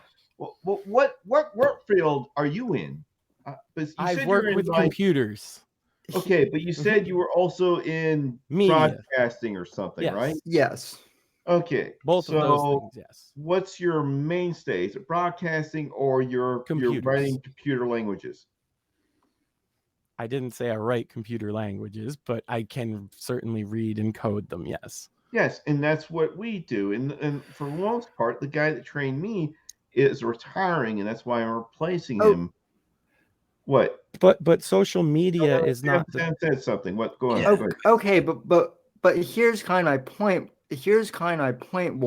Wolverine, and I was going to say this earlier. I think this is something that needs to be said. You and Max and me, because we're all kind of in the technology field for our day jobs, Yeah. we're the exception to the rule, right? Even in my age group, most people aren't good with computers. I'm not like attacking anybody. Me included, yeah. Oh, but I'm just saying it runs the gambit. I mean, the girl who died before me, who I replaced, she was 26. Unfortunately, she got cancer because, well, we can get that to another state, but she was perfectly healthy before lockdown. So yeah. I replaced her, and the guy that was her mentor was the guy who trained her, and he's 63, now 65, because I've been with him 2 years, and he's now out the boot. There's some amazingly tech-literate baby boomers. I never said there wasn't. And I just got told to train the new guy behind me, who's now in his late 20s, excuse me. So he'll be replacing me, which is great, because I need to get the fuck out. Yeah. What I'm saying though, and listen, there are definitely technologically illiterate millennials and Zoomers too. Look, we had Kurt Doolittle on the show, who's much older and is one of the smartest computer people I know. I never said that they weren't. My father's dead, and he taught me how to write computer. But by and large, let me finish. That's what I'm saying though, is like all of us are taught. All of us are kind of the exception to the rule from what I've noticed. Most baby boomers that I know here in Florida don't really know how to do anything on computers and they don't care. That's the thing. They don't want to. Yeah. Right. Yeah. They don't care. Yeah, it's just. But the problem is when a lot of those people sit in Congress who feel this way, right? And they write laws about technology, and they don't know anything about it. No, it's a huge issue, and I agree. That's what I was trying to talk about earlier. That's why earlier when I was trying to talk, this is like, we were heated, we were getting at each other. I've got 3 former senators. I can't say their names. They work in the company I work for. I'm a DoD contractor. Nobody's government. We're all contractors, so we're all at will employees, but we work for the government. And we've had 3 former senators leave fucking government just to work for us because they know how fucked up it is. And they took 4 companies, we combined to become one, and we want to help and fix that shit because Congress don't know jack, but when they realize what programs we're trying to implement, and yes, we're guilty of this, when we line their pockets, it pushes them to push whatever they need to push in Congress to get them the fuck out of our way so we can get shit done the right way. Right. And that's who ends up writing the legislation. That's what I'm saying. We write it. The companies we write the legislation, and these old boomers don't know any of it, so they don't fucking care as long as they're paid. And they're not tech people, and they don't want to be tech people. But they're going to write the new DMCA laws, right? They're going to write the laws about all of this stuff, and then we just have to live with it. Yes, that's what I was pointing. That's the system we live in.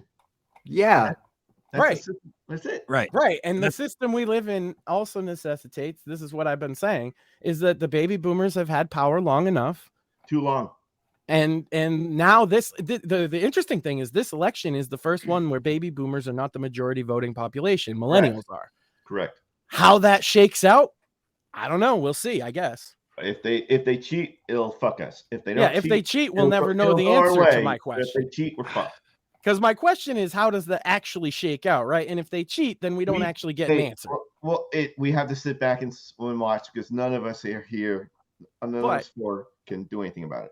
But and this is what we've been talking a lot about on the show as of late with me and Sam, the implications of the baby boomer generation kind of moving aside in terms of power within the GOP means that the party itself is restructuring, framing more around the millennials, which are primarily on the GOP side, primarily Trump supporters. Yep. That's what a lot of these never Trumpers don't like. We're upsetting their apple cart. But the fact of the matter is a lot of them are older than fucking dirt and need to go home. Yeah. Well, on both sides. Well, what I also said too at the very beginning of the show that that everyone kind of missed is the reason why Tucker did the interview that he did tonight was intentionally to duck, was basically to flip the bird to Fox News, because let's face it, he was pretty much the only reason why anyone under 75 watched Fox News at all. Right. People say that Fox News's demographic is 65 and older. I think that's generous, because I'll disagree for one part. Is he does want to give the fuck you to Fox. Oh yeah. But bro, do you know how much he made tonight? I know he made a shit ton. He made so much more tonight than he would have ever made doing this interview with Fox with him. That's why he put it off so long. Fuck yeah, he did. Drop it at the perfect time, and they were like, "Oh, a debate? Yeah, let's do it then." That's why Vanguard and BlackRock can go suck a dick for what they did to fucking Tusker. Fuck, I can't even talk now. That kind of comes along with the shift I'm talking about, with like the kind of millennial GOP, because like we're sick of that kind of shit. Yeah, we are. We're for Trump just upturning the fucking apple cart and saying like, "Oh, your little fucking game that you're playing where you all circle jerk each other about how important you are, I'm just gonna snap my fingers and be way more important than all of you." Let me tell you guys a little something that Trump did that a lot of his guys in the IC didn't see happening. So in 2012, Obama did something that fucked a lot of us, and he changed a time lot towards a lot of our security clearances. So what happened was basically I lost my career when Obama won his second term, and I was out of a job in 2013, and it stayed that way until October 2016, and I got a phone call. So I got a phone call from a guy I used to work for in Afghanistan in IED work, which is counter road bombs, and he was like, "Eric, I've got a job for you, and I can't tell you what it's about, but it's going to send you to Quantico." And I was like, "Say no more." I was like, "What do I got to do?" He's like, "You need to wait for election, and then I can tell you yes or no." Election came. I got the invite. I went to Quantico, Virginia. Went to go work for the FBI for 2 solid years. The first year was great. We were under Trump. But then when Comey got booted and shit went nuts, and this was like too much and too fast for me. I didn't realize what the fuck was going on. So by near the end of 2018, I was like, "Bye guys, I'm going back to Afghanistan to work on bombs again." And I went back to Afghanistan, and but I had no career. I was back in the civilian world where I had no record of work. I literally was. I worked for maybe a little bit more than basic. What do you call it? What do you call it? Base money. What do you call the base money you work for in a job? Base pay? Minimum wage. Oh yeah, minimum wage. My first job after leaving Afghanistan was for minimum wage in the state of Florida, and working as like a parking lot attendant. And I'd been like, dismantling bombs and all this shit, and it was nuts. And I think the last job I had before I went back to work for the government under Trump administration, I was doing like working wait stations at truck stops, implementing the wait stations, which is, dude, it's heavy ass work. It's like you're on your hands and knees, doesn't pay great. So it's like, and I had why is everybody laughing? I don't get it. I'm just checking stuff on Twitter right now. I'm always all right, never mind. All right, I'm done talking. You gotta get no. I'm always laughing. But now I'm gonna get a beer. I was just gonna say I believe that. Yeah. Thanks. I'll be right back. I believe he was a parking station attendant. Is he done? I had to step away for a second. Anyway, no. The interview was great. I think if you missed it, Apex, you should probably go watch it. It's worth it. I did, and I intend. To be honest with you, I've never been to Rumble.com ever in my life. So I guess it's about time I. well. You could always sub the channel while you're there. Well, that would be the only reason to do so to start. By the way, Max, I appreciate a comment, and I appreciate it. Right. Yeah. But yeah. So Trump. Is there anything in that interview he didn't nail down? That I think should be a good final question. What Trump said was straightforward, solid. So there's nothing to take back from that. I'm chuckling because I'm trying to find shit on the debate. I figured that's exactly what it was, because I was looking on all the news sources. That's what we were both laughing about, the same thing. We weren't laughing at anything you were saying. We're looking at the debate news, and there's just nothing. Yeah, there's nobody watched it. That's what cares. we were laughing about. Yeah, but nobody cares. I mean, well, you had. I think I saw one person somewhere say Vivek won in their mind or whatever, but other than that, I can't find anybody that watched the fucking thing. Which I didn't even know the debate was happening until yesterday. I didn't. I didn't I don't think I did either, to be honest with you. Well, because like normal people who live normal lives, there's not much of a fucking primary going on right now. Yeah. Well, there's also Trump and the also rans. Well, also, go ahead, Sammy. Well, also, I mean, it's pretty funny because I was on Facebook and all my normal people are like, isn't political stuff usually on Tuesdays and not Wednesdays? And true. Yeah, usually, because that's when elections are held. That's partially why we're on Wednesday. It makes it easier, right? Yeah, usually we get to cover the stuff that happened yesterday, but no, Trump and Tucker had to listen. We actually got 25 viewers, which is impressive considering that, like, hey guys, we actually got 25 viewers which is impressive considering that, like, no one was going to watch this tonight because of Tucker and that's the debate. Thing, man. So. It's just like politics. Nobody fucking. If I wasn't doing the show, this. If I wasn't doing the show, I ain't following the shit for anything this year anymore. It's so like I'm up for the election next year.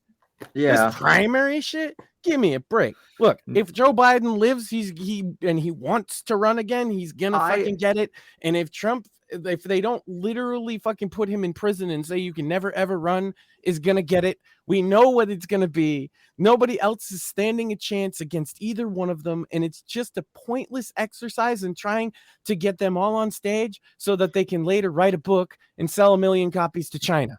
Honestly, I'm more at this. That's what they're running for. Honestly, at this point, I'm more interested in how Cyberpunk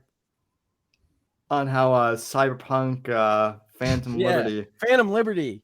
Exactly. I'm more interested in that than I am. Fucking Starfield's about to come out. Who cares about DeSantis? Yes. Dude, I saw something kind of ironically funny this morning. I was watching Don Bongino on Rumble, and he was talking about how the fuck that, let's say Trump does get arraigned, gets arrested, goes to prison.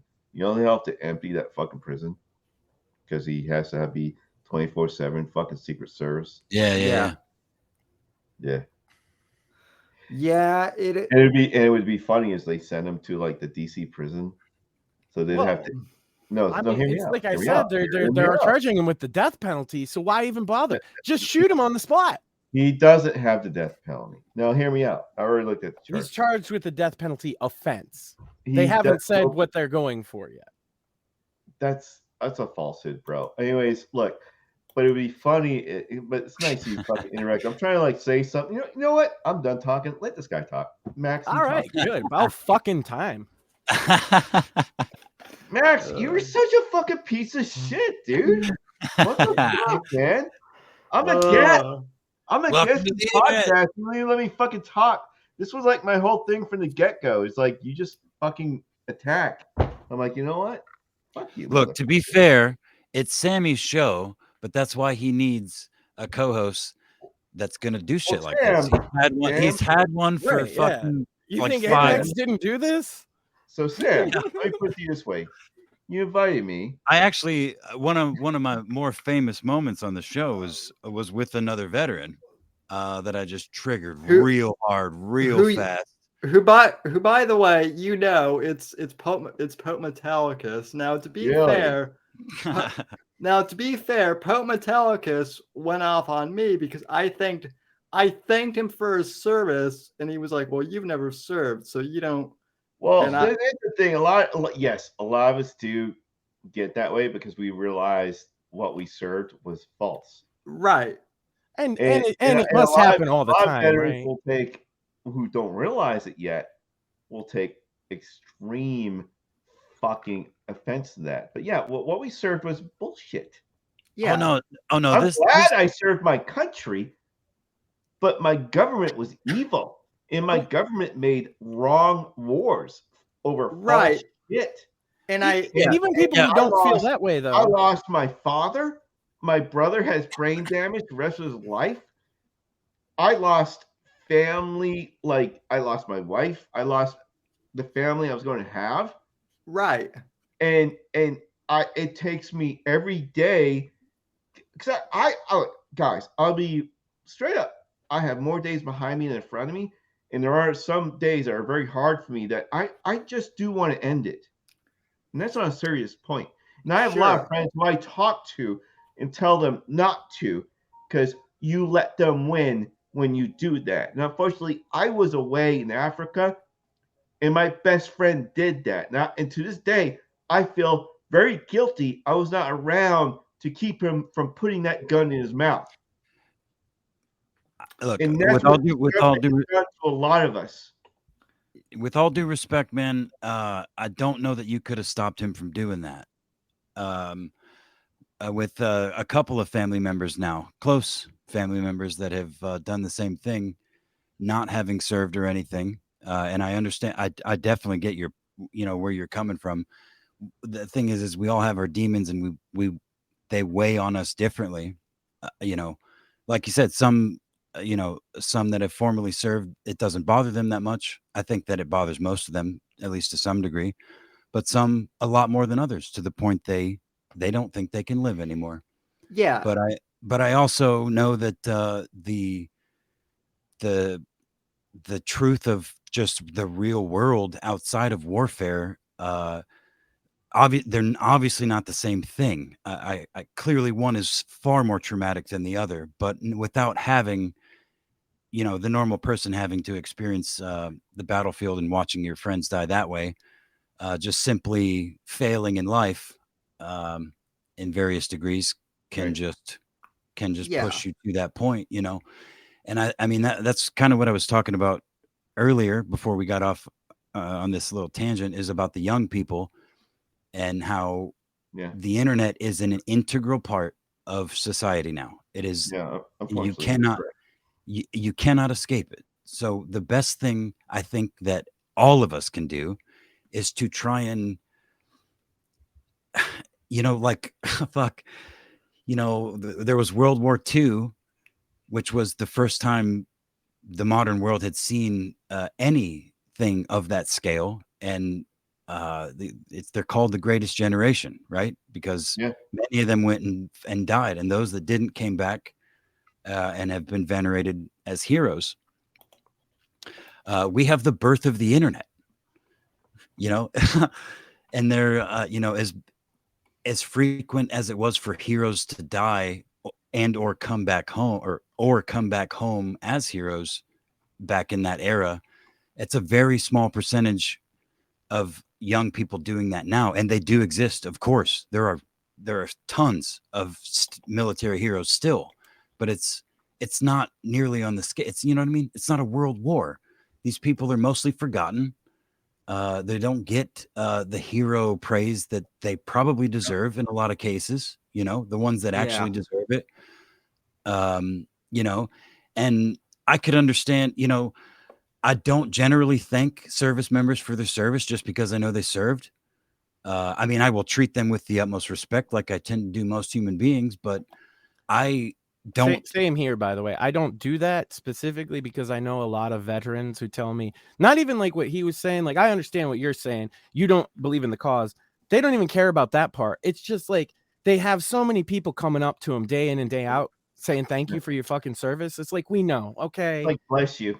Yeah, Yeah. it's like Yeah, right. And it's awkward for a lot of them because they're not social guys. Yeah, I don't do it so much anymore. But the other thing too was when I was growing up, my grandfather was a World War II veteran, and he kind of grilled it into me that, you thank veterans for their service. So that was you thank them for their sacrifice.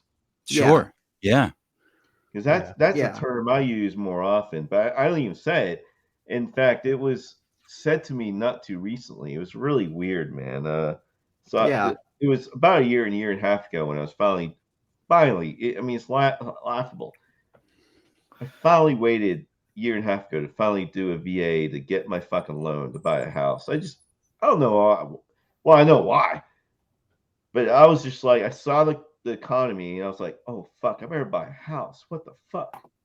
So I finally used my VA loan option, and so I filed for the VA, and they set you up with a person. They set you up with a regular person who does real estate, but they're just going, oh, he's doing VA, and this lady was like, hey, thank you for your sacrifice. It was the fucking first time I heard it phrased that way, and I was just like, cool, awesome, all right. Well, I appreciate that. I'll definitely keep that in mind now.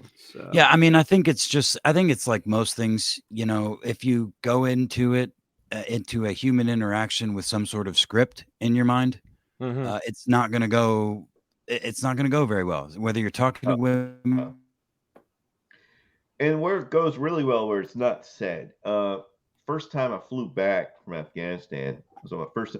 I spent 11 months there. I'm going on leave to go back for another year, and we're flying in. We landed in Germany, and then we're coming in. I think we landed in New York, and we weren't even expecting it. And it was all these guys of a local, what do you call it, VFW, Veterans of Foreign Wars.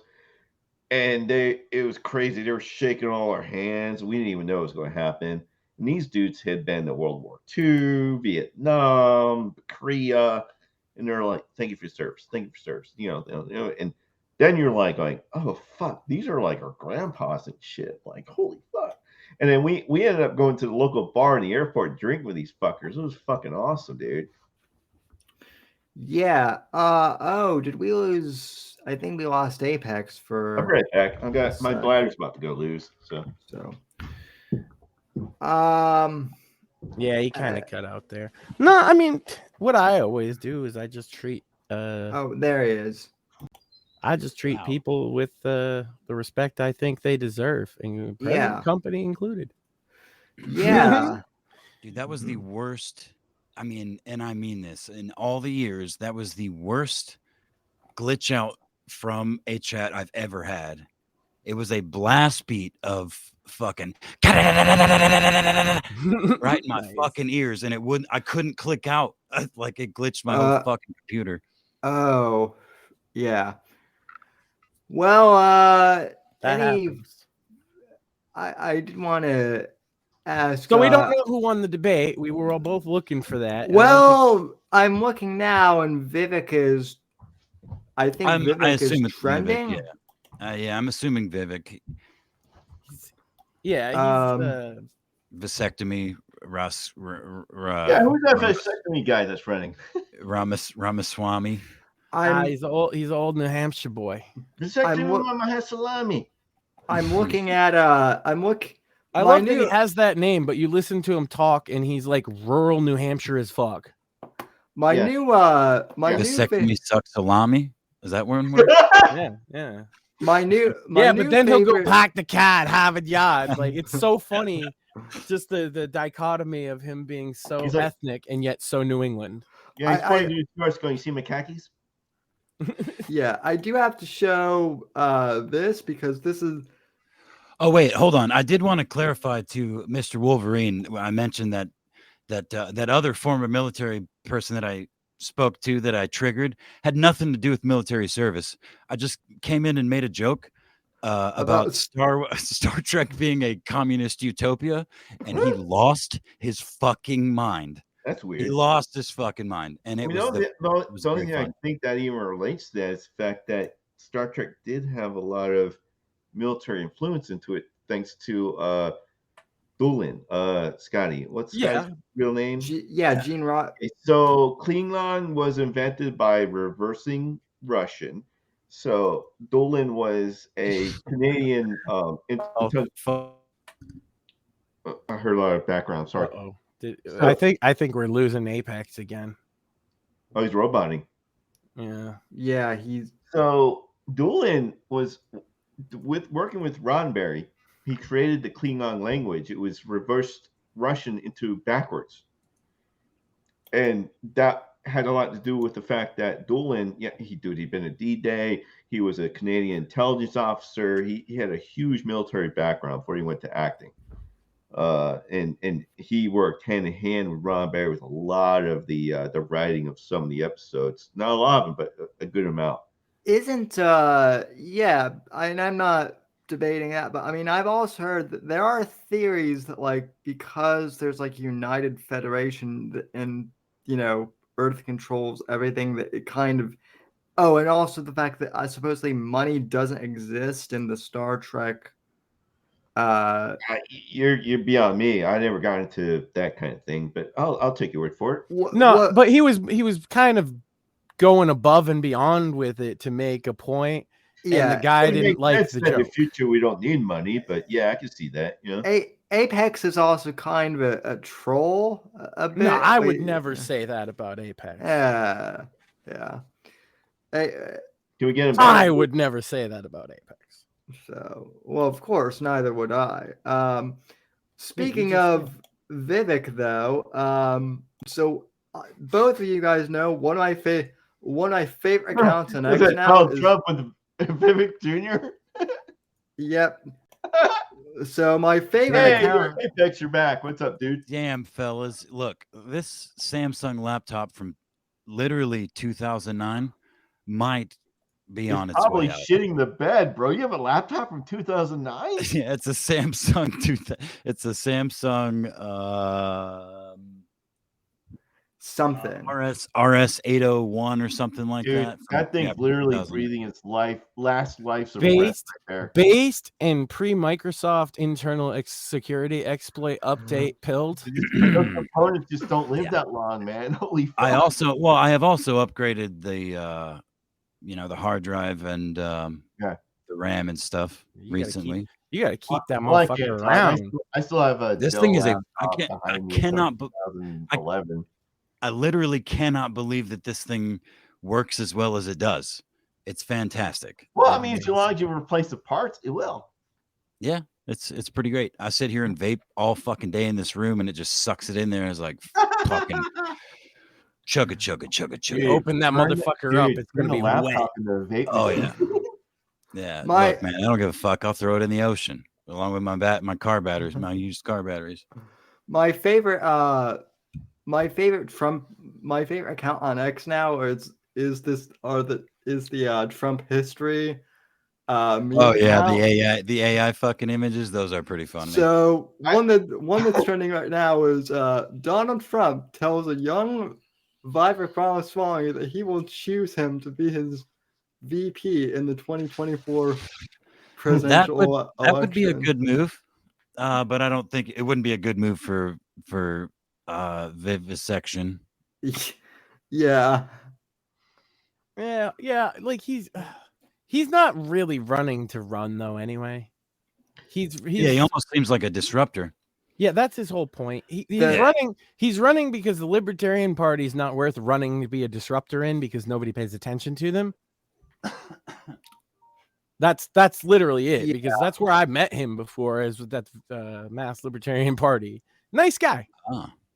No, he seems pretty genuine, but he has no illusions that he's winning this election either. The the best thing about Vivek is that Shmuley's impression of Vivek actually got us a lot of views. Really? So, Yeah. yeah. I should Really? start. I should crack Good back deal. into the impressions. We a generous support of the show, let's just put it that way, started a clips channel for us on YouTube and uploaded that, and it got like 300 views. That was Nice. Nice. that was the first video on there. I like the fact that 2 or 3 days ago, Vivisection was on CNN, and he fucking literally called out the deep state. In a sideways, called out 9/11. Yeah. Oh yeah, that's Dude, it was, and then CNN's like trying to throw words in his mouth. He's like literally going, "No, I'm not gonna let you do that. This is what I said, and this is what I think." And here you go. Well, the fact that he went on the Breakfast Club too, which is very far left, is Yeah. Look, I got to be honest with you. I'm so fucking black-pilled on all this politics shit, and I have been for a You while. need to be. But yeah, but Vivek does not. I mean, he seems so real that he seems fake. You know, I've never met the man, so all I have is through these stupid fucking screens. My opinion is Fair enough. I can say from somebody that spent a decent amount of time hanging out with him that I think everything. I've never heard him say anything in private that contradicts anything he's saying now. Well, no, and that's good. You're the first person I've met, and Well, this will come from the Irish fucking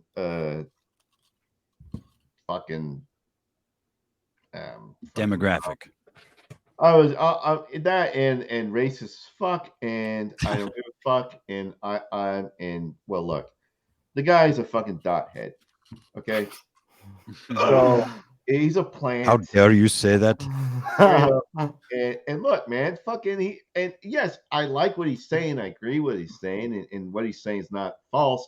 But I'm a racist. But I'm a racist as fuck. Yeah. How fucking dare you? I guess. I mean, Well, keep it with I'm not. Apu and Kmart or Smart Mart. What do you call it? But in all reality, no. The guy, I love him. I think he's great. Does he have any amount of? Is he going to get anywhere? No. no. It sucks. But he's good. He's a good dude. He is. He went from nobody to now people know who he is. That's, I think, all he really intended to accomplish. Listen, I will give him this. He took DeSantis out. He took the sanctimonious. the rhino's golden boy got decimated by an Indian. Yeah, That's he hilarious. took out Ron DeSantis. I mean, we could pretty much see where it's going from here. None of them are gonna break 10% ever again, and Trump wins. And so this whole dog and pony show. That's why I say Vivek wins. He wins because he went from nobody knew who he was to people know who he is and think he might be genuine. Maybe.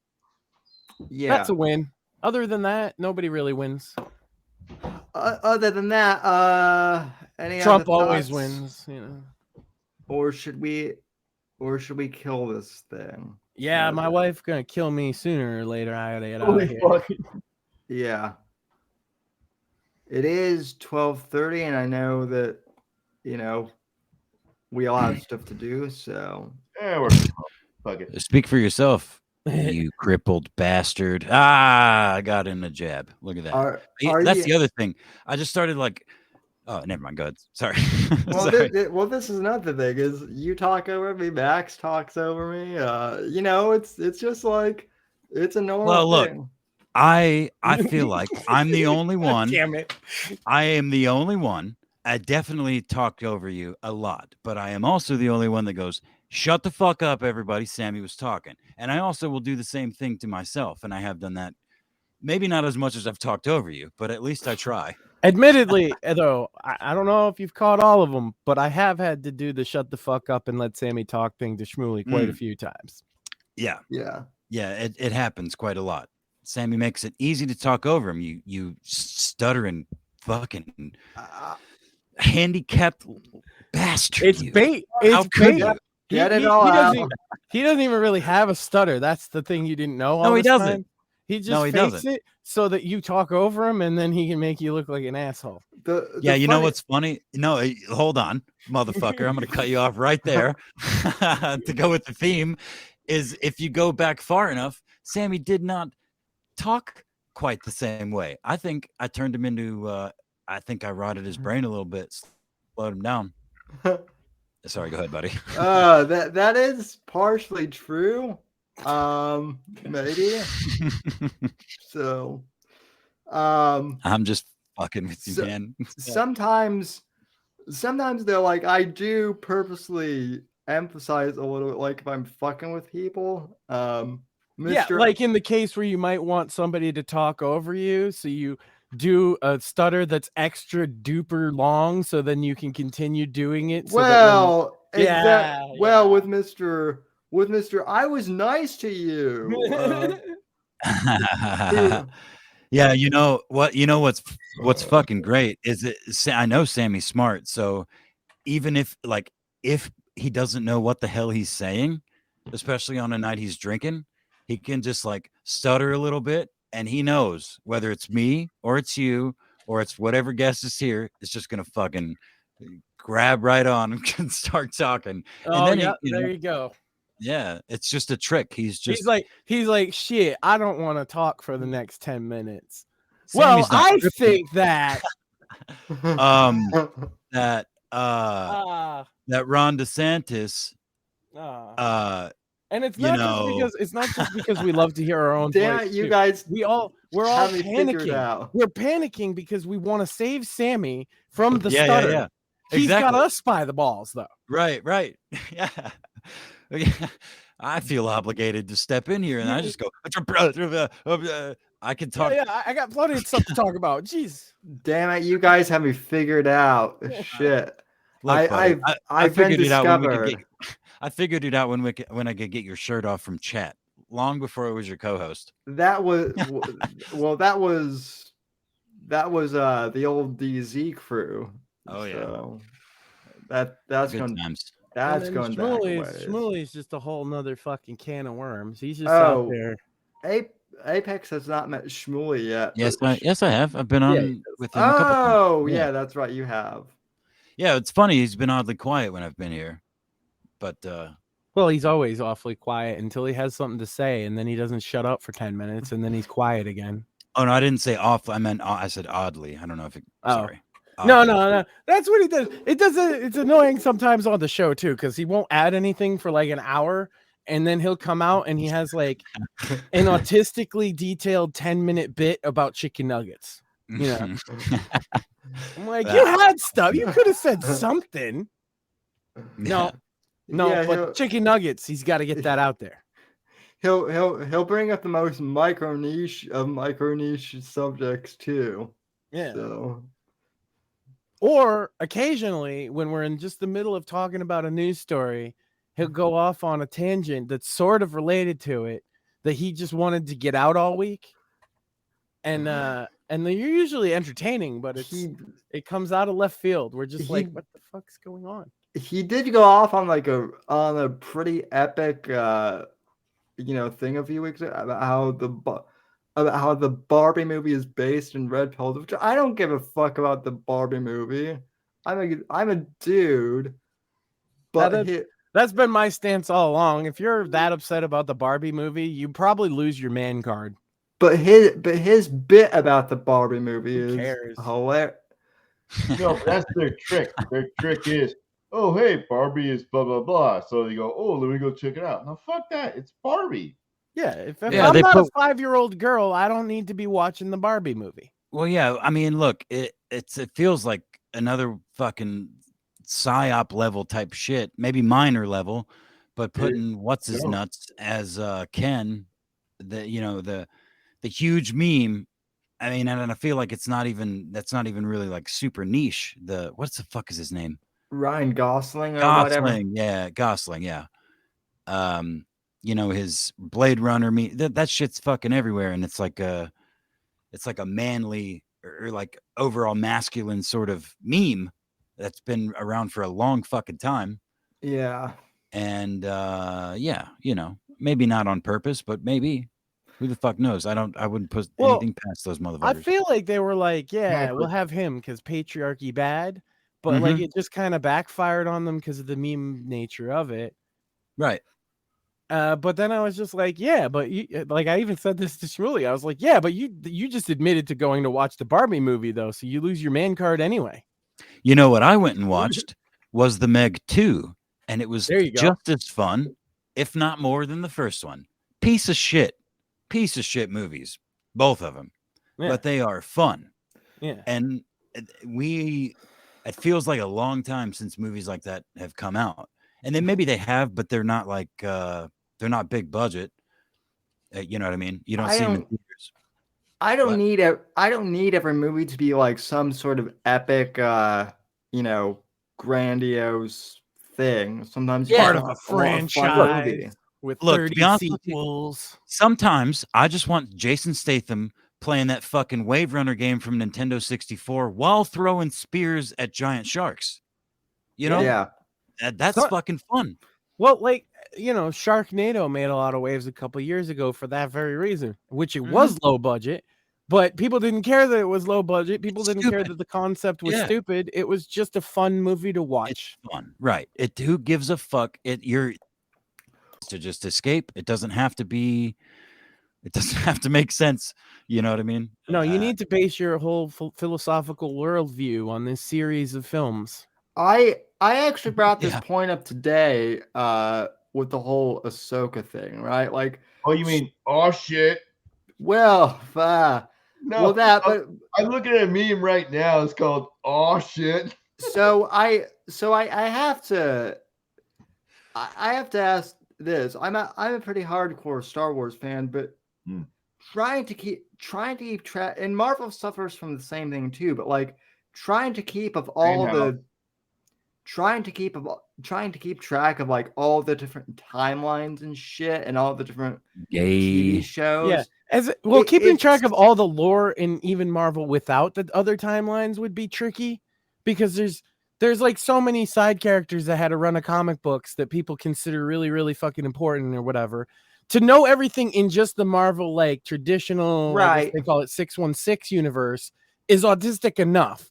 But then you also have to know the stuff in this universe that crosses over with it, in the Ultimate Universe, and this and that. And if you don't know all that, you're not going to enjoy the film. Good luck. And so that's what I'm saying. Like, decipher this Latin manuscript before you can enjoy our film. Yeah, but you're dealing with us who dealt with the Thrawn trilogy, who read it.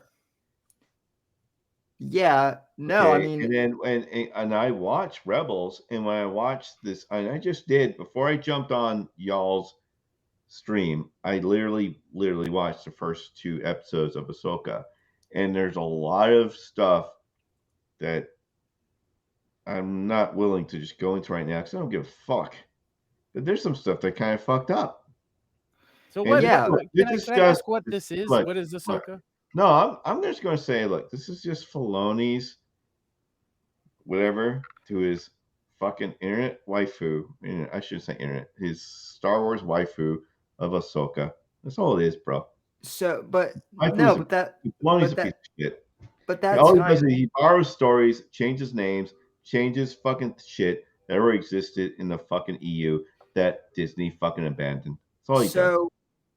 So Max, Disney basically gave Anakin Skywalker like an apprentice. Right, in the little cartoon show they had for like 5-year-olds, right? Yeah, okay. And then they've made a live action series. Like, she's been around for 5-year-olds, and 5-year-olds are the ones that really like it, right?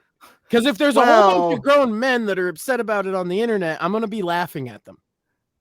Well, yeah, because they have to know it's bad by. Like, I'm sorry, Star Wars fans, but you have to know it's gonna be bad by now. It's been, dude, been bad you for could be fucking. forgiven. You could be forgiven from the first one Disney made. You might even be forgiven for the second or third. But by this point in time, you have to know that Disney's going to do you dirty. Disney's had 10 years and hasn't been do anything good Right. yet. Right. So you know, and so it's like all shit, bro. And they keep like fucking up their own story. It's fucking hilarious. Yeah, it's just, you know, I'm just like, if you want more of the same and you want it to not be very good, I guess it makes people happy. No, I want it to be good, but it's not good. It's not. Yeah. Well, everybody wants it to be good, right? But there's a subset of people that seem to not care that it's not very good, and they lap it up anyway. And you know, more power to them. Because otherwise, why are they making it? You know? Yeah, I think buying this shit. Popular. I don't know. Bro, I don't know. I'm not Disney. I tried to work for them. They threw my ass out. So I'll give you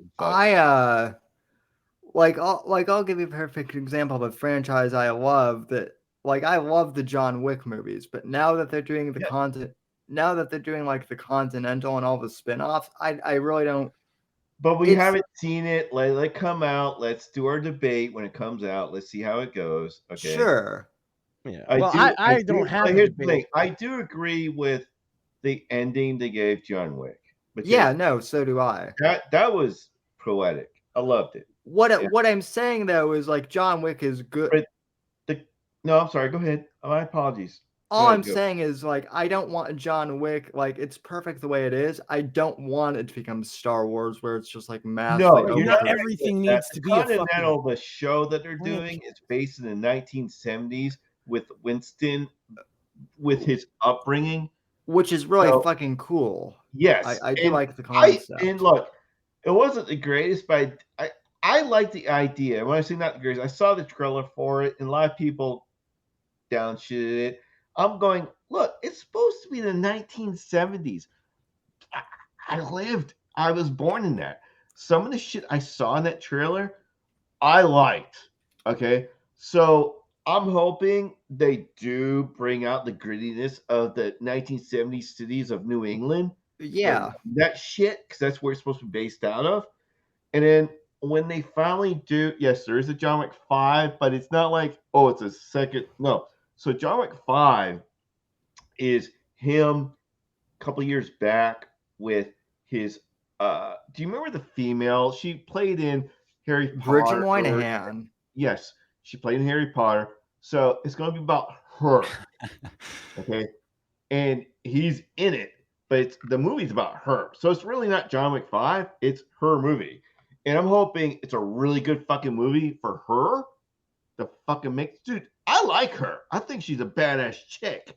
I want to see her do some badass shit because, dude, she had a bad ending in fucking her character, and whether it be her character or whether her character need to be doing that shit in fucking Game of Thrones. No, she got killed off, whatever. Hodor's a little whore chick, and then her. Yeah, her. She's in fucking the John Wick. She's in John Wick 4 and part of 3. Oh yeah. She's his cousin, his Russian cousin. The 5th movie, The Ballerina, is about her. John Wick's in it, and it's a few years back, and they already filmed it. Yeah. Keanu's done. He's 56, dude. He's fucking done with these. Yeah. Dude, I'm 50. I can fucking attest. I take naps all the time. Dude, you do. And when you're like 47, 48, 6-ish, you don't realize it. Then you start like creeping up 48, 49. You're like, dude, it's nap city, bro. That's also why I don't crap on Robert Downey Jr. for retiring. For him to have been Iron Man for as long as he was. I'm be honest. I saw Oppenheimer. I didn't know it was him in it. Not until somebody told me. Yeah, no, I've heard. I was like, what the fuck? Wow.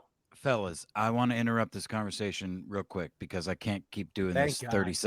30 seconds in the fucking chat, and then it glitches out for another 45 seconds. So I gotta go. But it has been an absolute pleasure. It's nice to meet you. Wolverine, it's nice to meet you too, sir. Chat, I've missed you. Sammy, Max, I've missed you, fucking handsome bastards, the most. Yeah, come give us a visit soon. Yeah, I intend to do so, actually. Hopefully, assuming my computer doesn't blow up. But you do sound great, and I'm glad to have you back, man. Thanks, man. So, I appreciate that very much. And I love you guys. Y'all have a great night. All right. Good night, sir. You too. Later. So I just said thank God because I got nothing to add because I haven't watched any of the films and I don't intend to until a long time from now, if ever. Because I just stopped watching everything about 10 years ago. Opinion. Yeah, I was like, thank God, because I got absolutely nothing to say on this. It's not like I'm like, oh, I think John Wicks are gonna be bad movies. It's like I just don't watch anything now because I'm just so fucking done with the entertainment industry. Called no opinion. Yeah. You don't want it in your life, and I understand that. There's certain things I have no opinion of, and I want it in my life, and I don't watch it.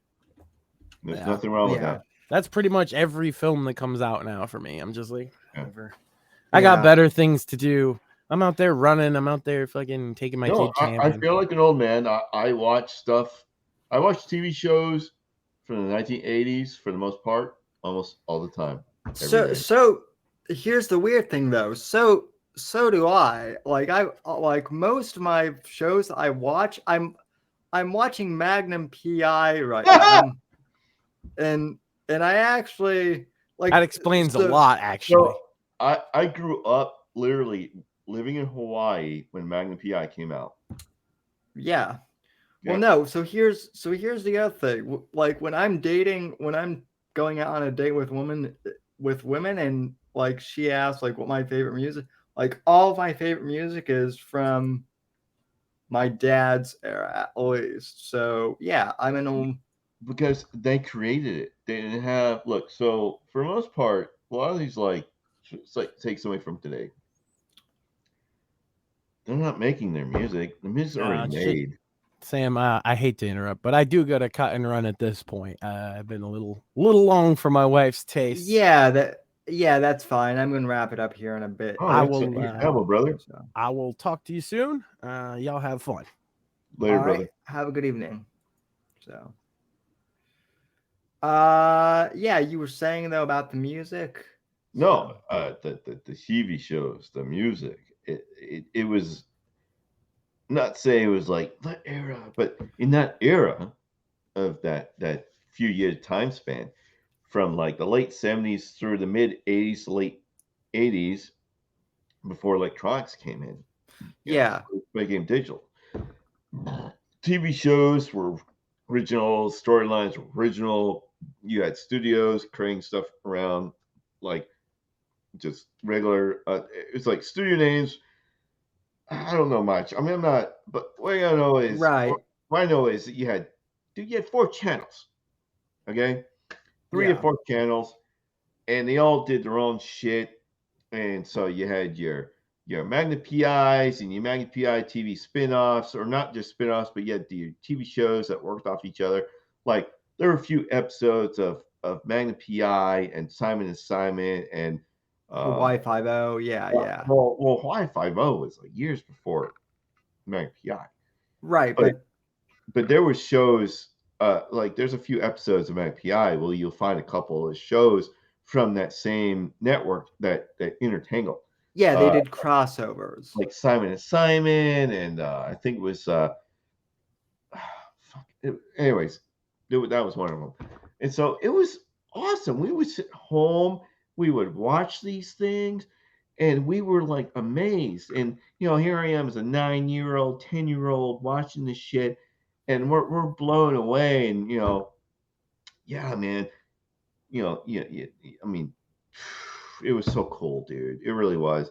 And then living in Hawaii at the time, so if you were lucky enough and you knew when, and they let you like sit at the sidelines and they would cut off entire sections of certain streets in Honolulu with it, or other areas of Hawaii, and they'd film episodes of Magnum PI, and it was, you'd see fucking Thomas in his head popping out of the top of the fucking Ferrari. He's like driving through, coming out, doing his lines and blah blah blah. Get out, and bro, Tom Selleck, so down to earth. He'd start talking to the crowd, start talking to people. You know, so fucking cool. You know. Yeah. Yeah, good dude. You know. Yeah. No, I've heard great stories about Tom Selleck. I've also heard pretty good stories about Clint Eastwood when he was mayor of. I knew people who actually lived in. I mean, not Tom Selleck. Clint Eastwood is, dude. Clint Eastwood is like a guy. So Yeah. like the first real story of Clint Eastwood I heard was dude, like dude, you know, he survived. So I think he was his first time. So when he was in the military, it still wasn't the Air Force; it was the Army Air Corps. Right. And he survived an Army Air Corps air crash. Yeah. And then like and some other stuff. And so the dude literally was like just a regular guy, but he could get shit done, man. And fucking intelligent motherfucker, you know. I Yeah, mean, his son Scott Billy. is pretty intelligent too. I mean, every Oh, it runs in the family. I mean, it's like the guy's smart as fuck, and like Clint Eastwood is probably one of America's best movie makers ever. he's my favorite director. I'll have to share with you. I wrote like, so I took like a bunch of film classes in college since I'm a writing major. I wrote 2 dissertations on Clint Eastwood Nice. when I was in school. Yeah, the Dollars trilogy is easily one of my favorite film franchises, as is Dirty Harry. So Yeah, a lot of people don't realize, they go, "Oh, he just did westerns." No, a lot of his westerns are tied into each other. Like, yeah, a lot of people don't know that shit. It's like, well, Unforgiven too is fucking. oh my, that's my favorite western, Unforgiven. I mean, it's just, dude, it's it's down to the palm. It's like, holy fuck, a badass. Well, Unforgiven. Not a lot of people know this, but Unforgiven was one of the inspirations for Red Dead Redemption. Really? I didn't. Yeah. I mean, it sound okay. I don't know if that's true, but that's what I Well, it heard. makes sense. Whether it's true or not, you know, it had some, like a lot of the westerns that we've all made. If it's not true, a lot of them had some type of fucking just boom on Red Dead Redemption, because Yeah. bro, shit was rough then, and you know, shit like that went down like that. Oh yeah. Just did. But by the way, for those who are asking, I'm not gonna buy the $50 quote unquote remaster that Rockstar did. They can. No, I've played it and I'm done. You know, there's nothing I could even want to do more with Red Dead, but yeah. I still play number 2, but I'm not. I played number 1 13 years ago when it first came out. It's, You know what I want? I want, if not them, I want somebody to do something like where you just, let's go rob a fucking train. yeah. Well, that was. You And that's used to be able all to you do that. Like, you just improve on how you rob a train and rob bigger trains, you know. Oh, that's what I want to do. You know? Yeah. So. All right, man. Well, I think it's Time to call it, man. It's time No to call worries. it. So, thanks for showing up. I realized things got a little heated between you and Max. But No, I mean, your friend's a dickhead. That's the way assholes are. no, I no, he understand is. that. He's calling me out. I didn't call him out for one single thing he was doing, but you want to call every single thing I was doing. But that's because that's the dickhead he is. So you know what? Fuck him. And he can suck a dick. he does that with me a lot too. No, it's just type person he is. And So. this is nothing personal. He's telling this to him. So, Max, if you're watching, from the best of my heart, down to my heart, suck a dick. But I mean that from just being a nice guy. So suck my dick and go fuck yourself. I understand you, but Yeah. much love. Fuck you. All right. Well, are we doing the cocktail lounge that I missed last week? I don't run it. And then, dude, we almost barely did. Dude, it was me and two people because nobody showed up because goddamn Jed said it's not happening. Then he turns it on. He goes, "Hey, where's everybody?" And I'm like, "Cause you said nobody was doing this shit, you dumbass." Well, yeah. So what happened? So what happened last week was Jed was like, it got canceled. So then I was like, great. I'm being a pussy.